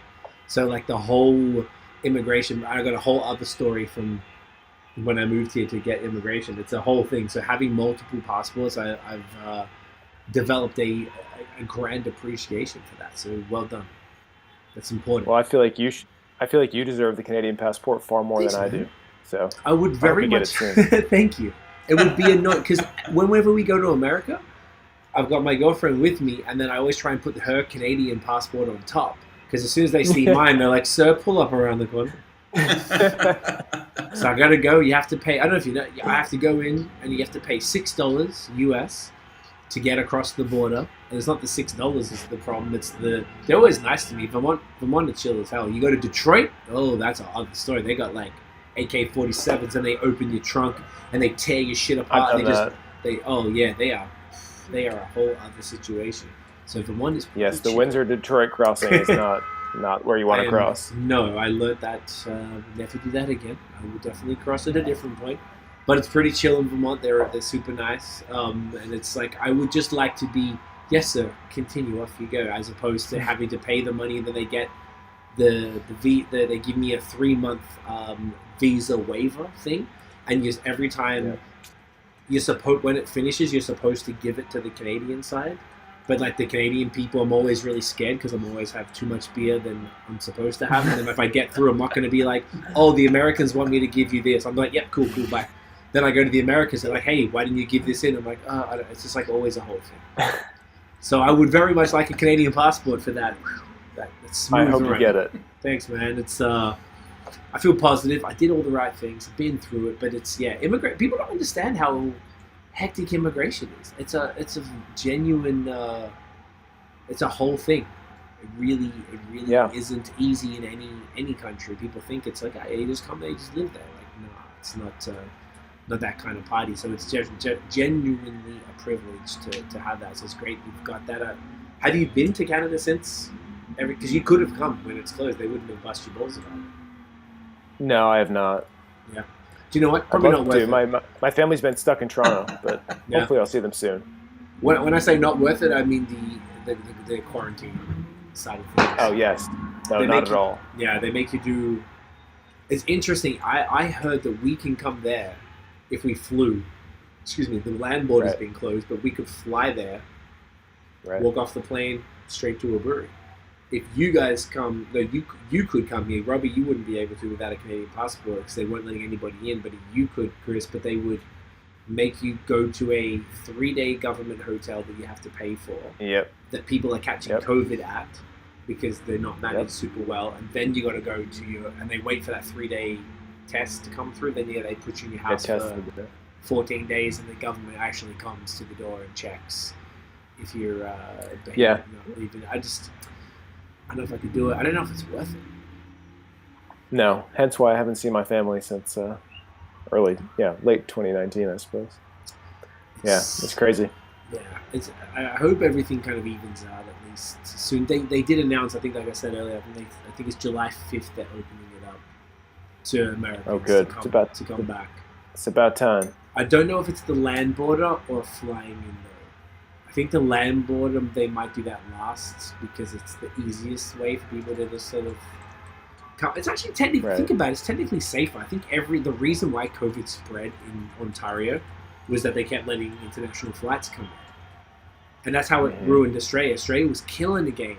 And they went back into lockdown again recently because they let Australians come back from India where they have that crazy variant. And then the variant got loose. Yep. Someone got it from people on the plane. The variant got loose and they just locked down again, which isn't optimal either. They just shut everything down for like 2 weeks. So like, if you're going in by car and it's just you and the people in the car that are probably in the same household or something, you'd be able to. This is out of control. I'm so sorry. What is happening? What is It really sounds like fun. It does sound like. Clearly, you've never been to one of Chris's birthday parties. I mean, this is obviously. That sounds like a plane. Can you hear that? It does. It absolutely does. I think I'm going to close this door because the door is like mostly. Let me just close it real quick because I think this is going to be annoying at this point. 1 second.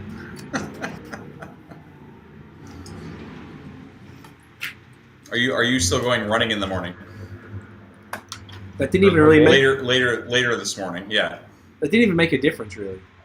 I can see. I saw really quickly the whole street is just banked up, so maybe they're just. That's probably why they're just coming back and just driving and honking. People doing laps and shit. The game ended like an hour ago, at least. I've never seen. Honestly, I lived in Montreal, coming up on 9 years in next month, and I don't recall seeing anything, hearing anything like this. I've been in this place for almost 8 years as well, so a reasonable amount of time. Haven't seen anything this crazy. I know they love sports and stuff, but goddamn, this is. It's definitely funny. I don't even know what sound that is. Like, it sounds like kind of like a plane or some sort of like insane Harley or something. They're wilding for your birthday, bro. Like, I don't know. They know. I feel like there are certain areas though that embody that a certain sports team embodies the soul of that area, right? Like, I'm a St. Louis Cardinals fan.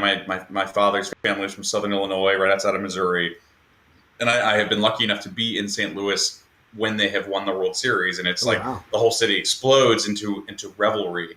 Right. And so, Chris is a Yankees fan. I'm sure he feels the same way. If the Yankees win the World Series, that the whole of New York celebrates. Maybe even Flushing celebrates, just because everyone's excited that a New York team has won the World Series. So right. there are certain cities, there are certain areas that just a sports team embodies all of what everyone's kind of hoping for.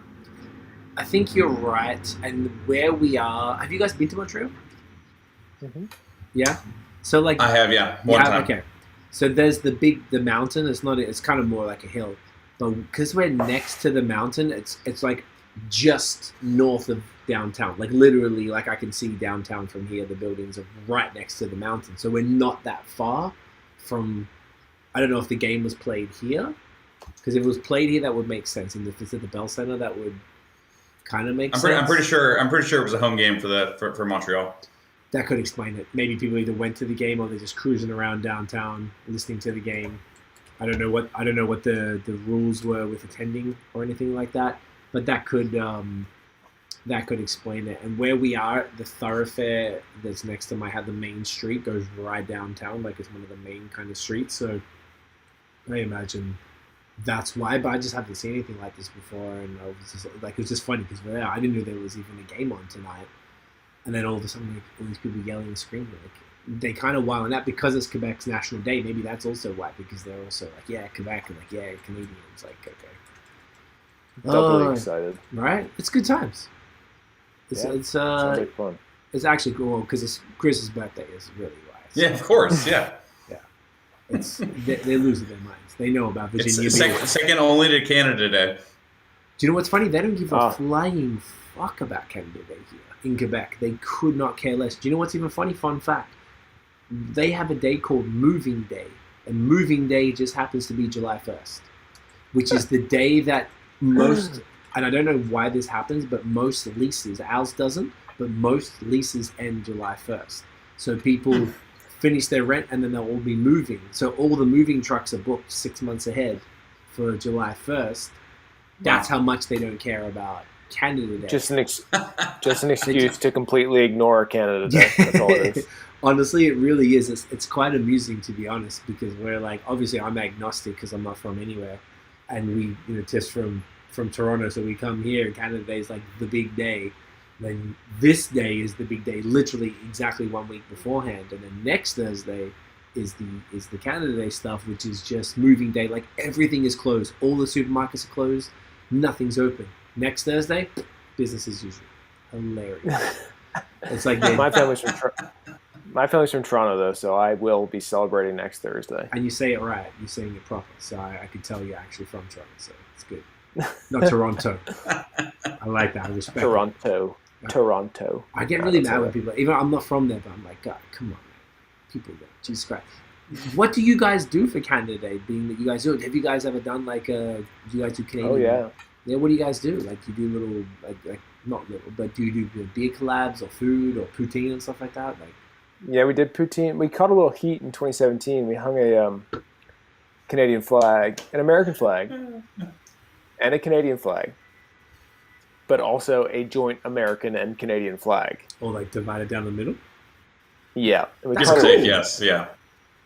For that. We obviously weren't trying to be rude or, No, of course It's not. just We had a few veterans who basically said that was tarnishing both flags.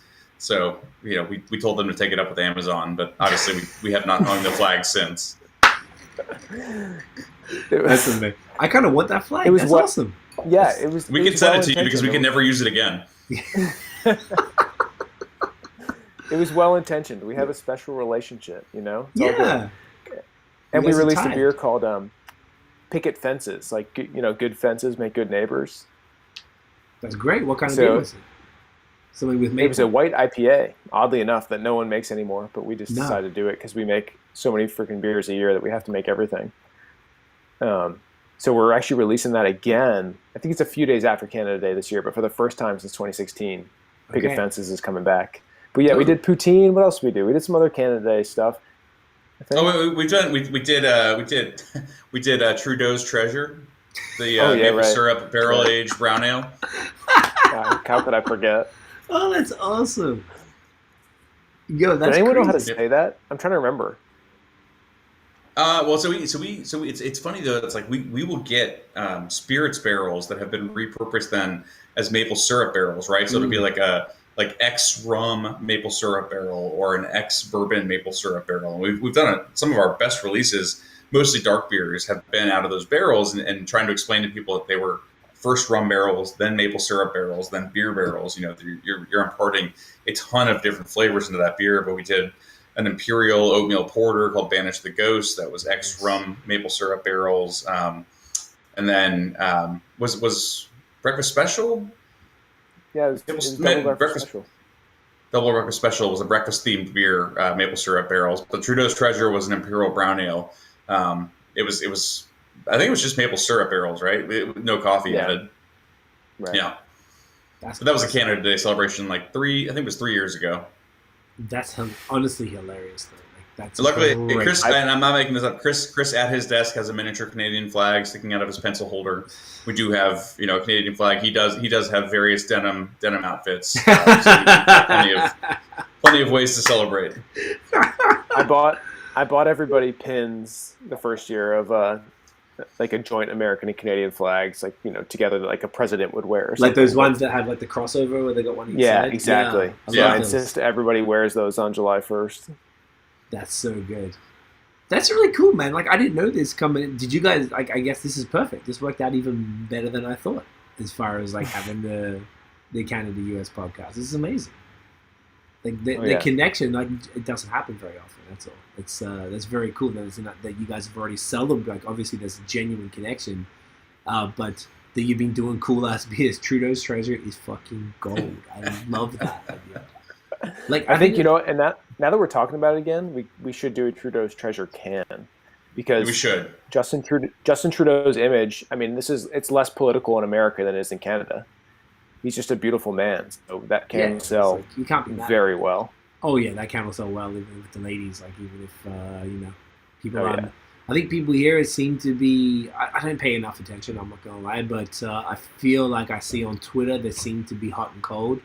I feel like it's more. That's a dangerous game to play if you're in Canada, but in Virginia, you're safe. They'll just they have no idea.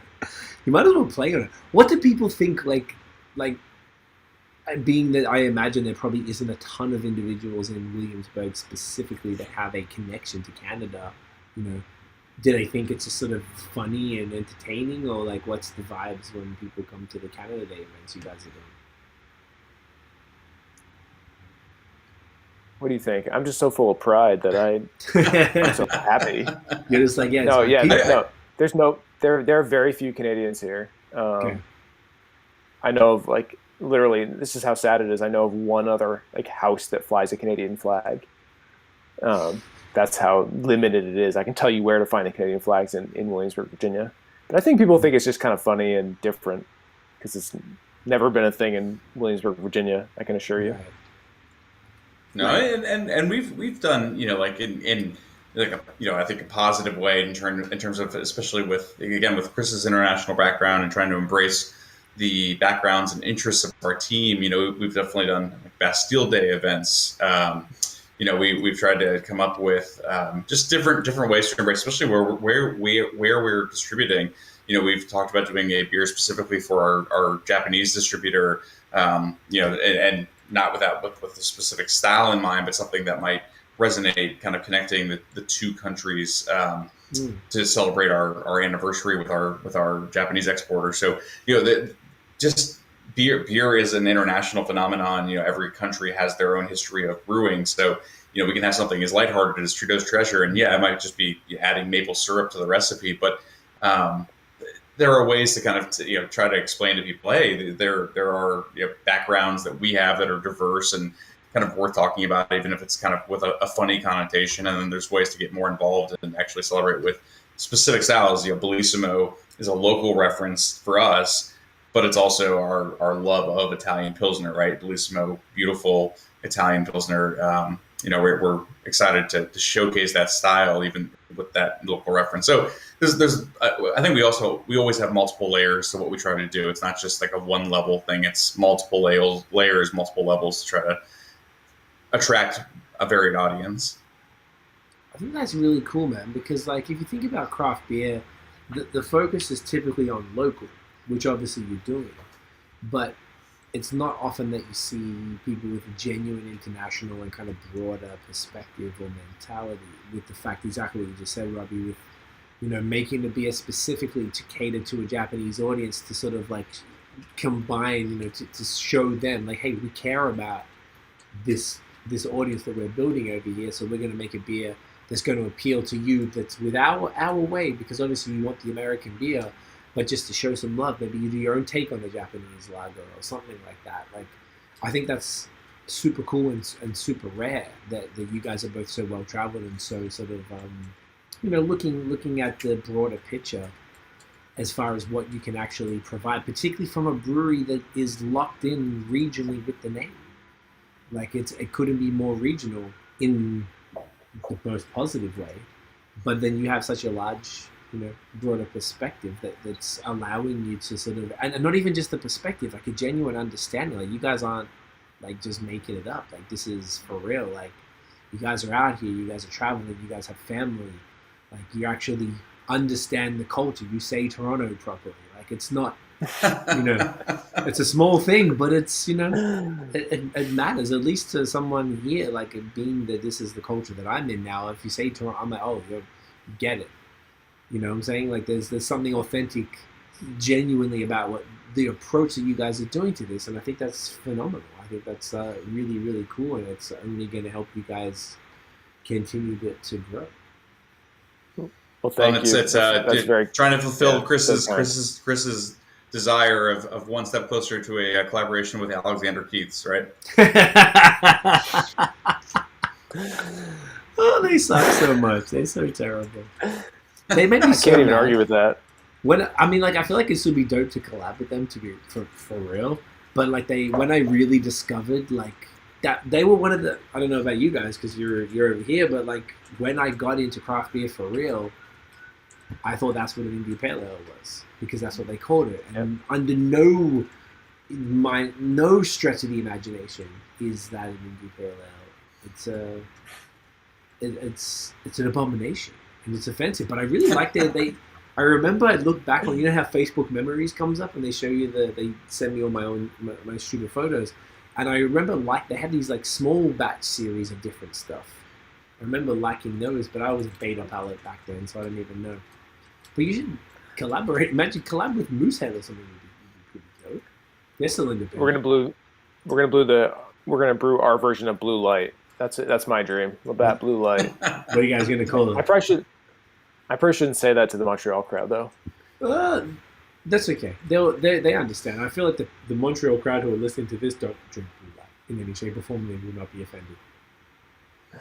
No, I do appreciate you saying that though. I think we in terms of how we tend to learn a lot from our export travels and trying beer in different markets and meeting breweries in different places. I think it broadens our perspective, and we brew the Bellissimo came out of that. We brew a ton of English style beers, and I think we've gotten better at it from talking to traditional or new breweries in the UK. the stuff in Japan. We have we hang out. We have a nice connection with Baird Brewing in Japan. So talking to them and learning about what they do and what works in Japan, what's interesting for consumers there, what they like.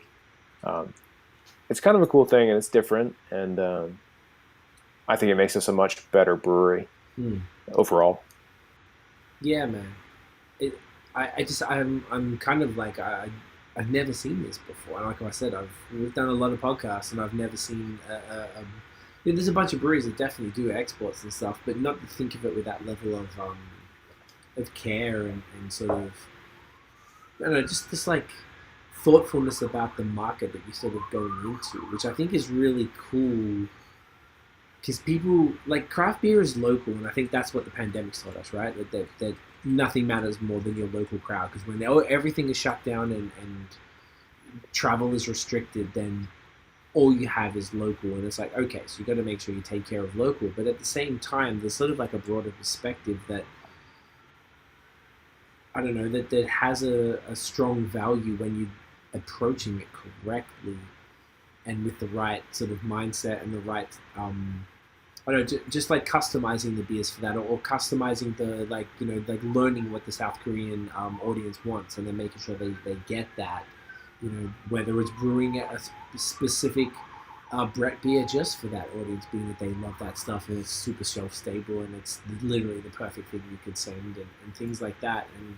And the Canadian connection, that authenticity, I guess, is what I appreciate about what you guys are saying, because there's no pretense, there's no bullshit. It's straight, like, organic, and I feel like that people have a pretty strong bullshit meter these days, and they can determine when someone's meaning it, or if it's a marketing gimmick. And I think people don't have a lot of patience for marketing gimmicks these days. Well, some don't. I love a bit of fun, and it's all good. But if you look at the internet, a lot of people don't really like fun too much.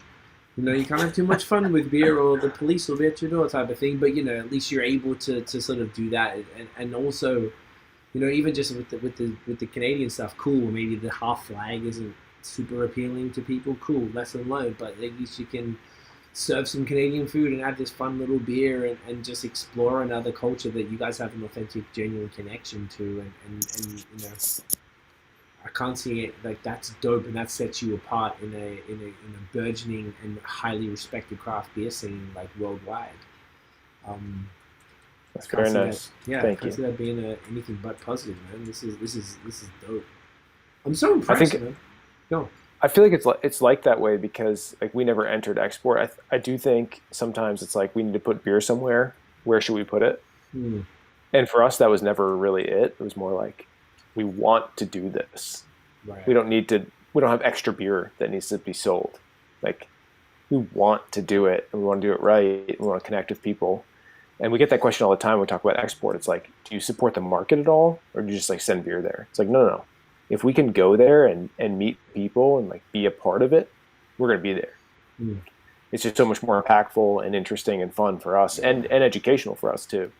So I think maybe it's the approach to export that's different, and we're lucky to be able to do it. Frankly, it's such a fun part of our business.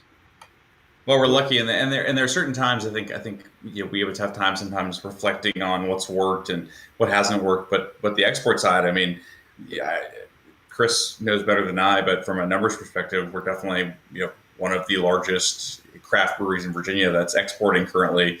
And then on top of that, we just got fast tracked for not a new program, new for us, a program sponsored by the Commonwealth of Virginia for basically promoting export development and encouraging, if you're already exporting, like, let's give you the resources to make sure you can really get out there and really showcase your brand and the importance of the interpersonal connection. So obviously during COVID, that wasn't possible, but now that we're easing out of COVID, hopefully getting us back on the fast track to help support us to get overseas and to get to the UK, to get to France, to get to Asia, and hopefully to Canada too. I mean, it's something. It's funny you talk about, like, not being able to get beer to the eastern part of Virginia as fast as we've gotten beer to Japan. We've actually looked at different aspects of where to send beer in Canada and how to do it. And it's actually much more complicated than you'd expect, considering the relationship between the two countries. Yes. But that's the hope, is that working with the Commonwealth and continuing to devote ourselves to actually spending the time to travel personally and to put resources into those relationships,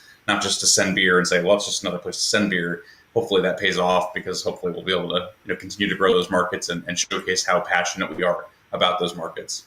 You're so right, man. It's very meaningful when the owners take the time to come to a market and meet the breweries, meet the drinkers, meet the industry, the distributors, all the different players. I think that if you guys go to some place, have you guys been to New Zealand to speak to those folks yet? Did you get out there? No, you didn't get there. So obviously, Can't wait. No, I love New Zealand. They have the funniest accent ever. It is the greatest accent.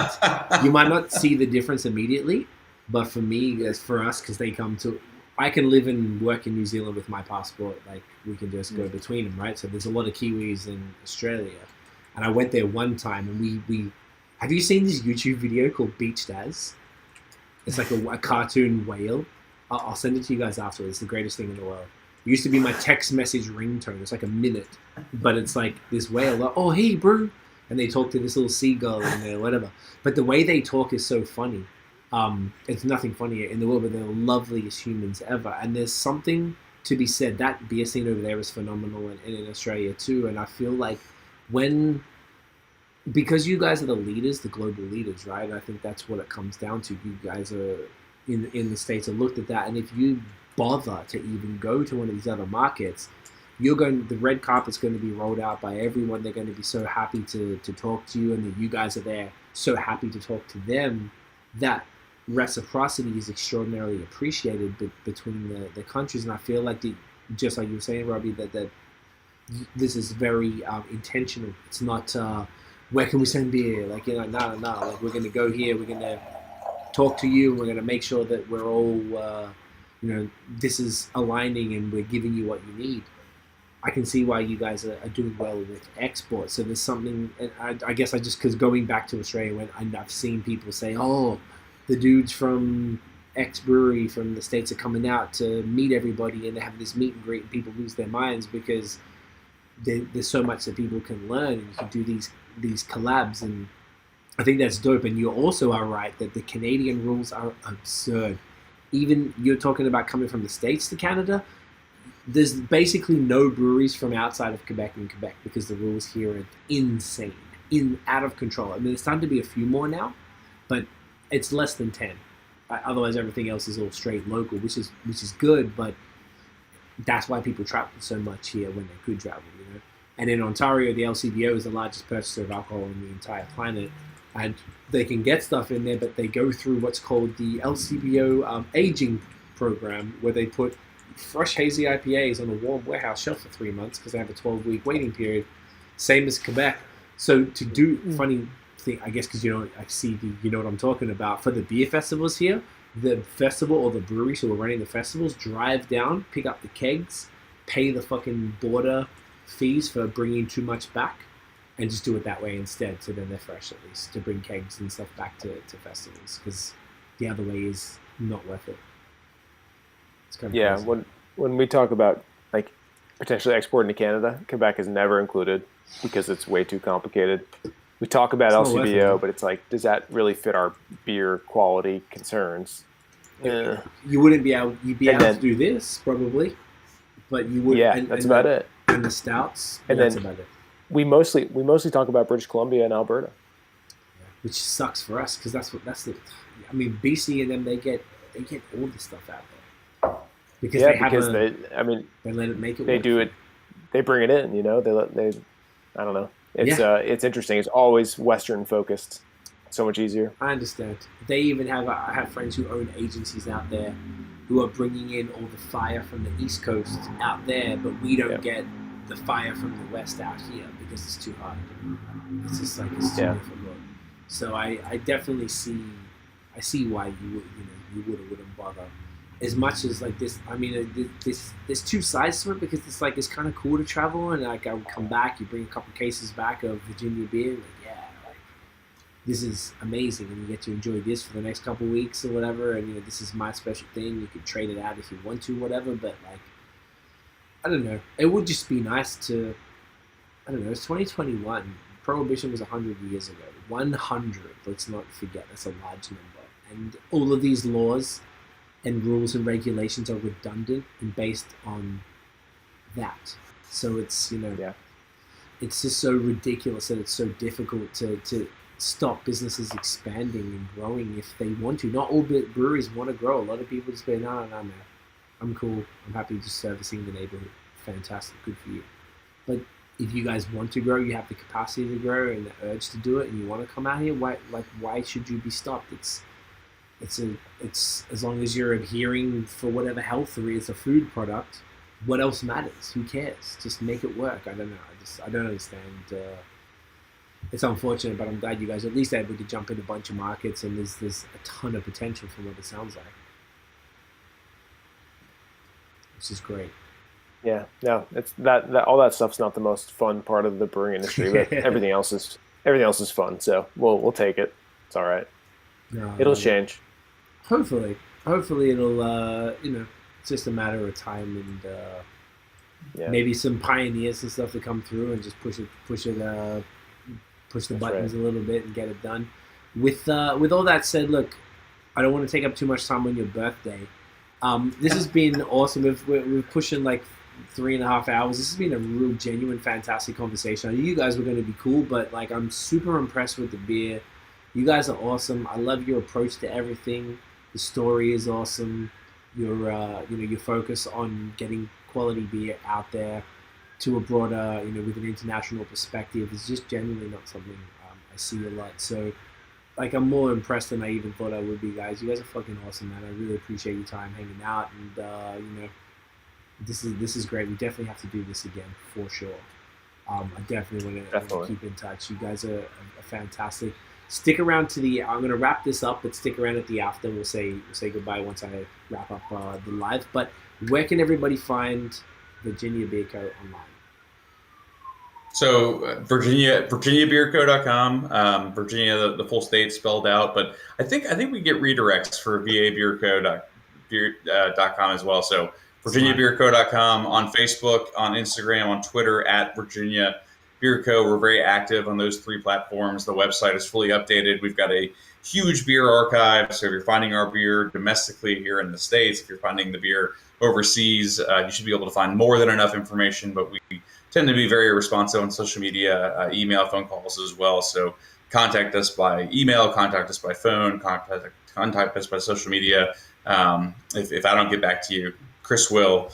We're pretty actively engaged, so we're the ones traveling to promote Beers and Cheers overseas and domestically, and obviously we just want to share more of both with everyone. So we're looking forward to it, and hopefully we can do this again a year from now and Chris's next birthday, maybe either up where you are or down here where we are. Yes, we could make it an annual thing. We just always do it. Chris's birthday, bring a Canadian flag, bring some poutine. Let's fucking go. I'll get much more excited about my birthday if we make this happen. So thank you. Honestly, I'm if ready. There's any excuse, it wasn't that bad. We drove to Virginia from Montreal. It wasn't that bad. It was like, how many hours was it? 12, 14? We went to Philly. 12, 14, somewhere there. Yeah, we stayed in Philly, and then we went to Alexandria first, because that was where they sent us to, and Richmond, I think it was like Hampton, Norfolk, Virginia Beach type of thing, and then we came back through Williamsburg up to DC. It's doable. It's around the corner. Well, next time I'll take Robbie's advice and we'll book you a private jet to fly down to see us, Craig. You know what? I feel like that would be a little more comfortable these days. You probably could take the mask off for a little bit, stretch the legs. So we don't overpromise. It might be a private blimp, but either way, it'll be air travel. I'm here for the blimp, though. To be honest, the blimp sounds fun. A little slow, but I enjoy the journey. There's a lot of scenery. The East Coast is beautiful. We're fortunate to be here. It's true. Very true. It's true. Guys, thank you so much for hanging out. This has been a genuine pleasure, man. I knew this was going to be great, but you guys exceeded everything. I appreciate you both. Guys, everyone, thank you for watching and listening. If you enjoyed the episode, smash the thumbs up. Hit subscribe below, hit the notification bell so you know when the new news drops. Follow us on social media at BAOS Podcast and check out the long form audio. We are everywhere. Apple Podcasts, Spotify, everywhere. You can hear very attractive gentlemen like Robbie and Chris talk about craft beer. We are back. I don't even know when we're going to be back. We're going on break. I forgot. Fuck yeah, this is awesome. we'll be back doing these type of podcasts in September, but we're going to have something pre-recorded for the summer. And, mate, it's been a pleasure. Guys, thank you so much. Appreciate y'all. We'll see you guys next time. Cheers.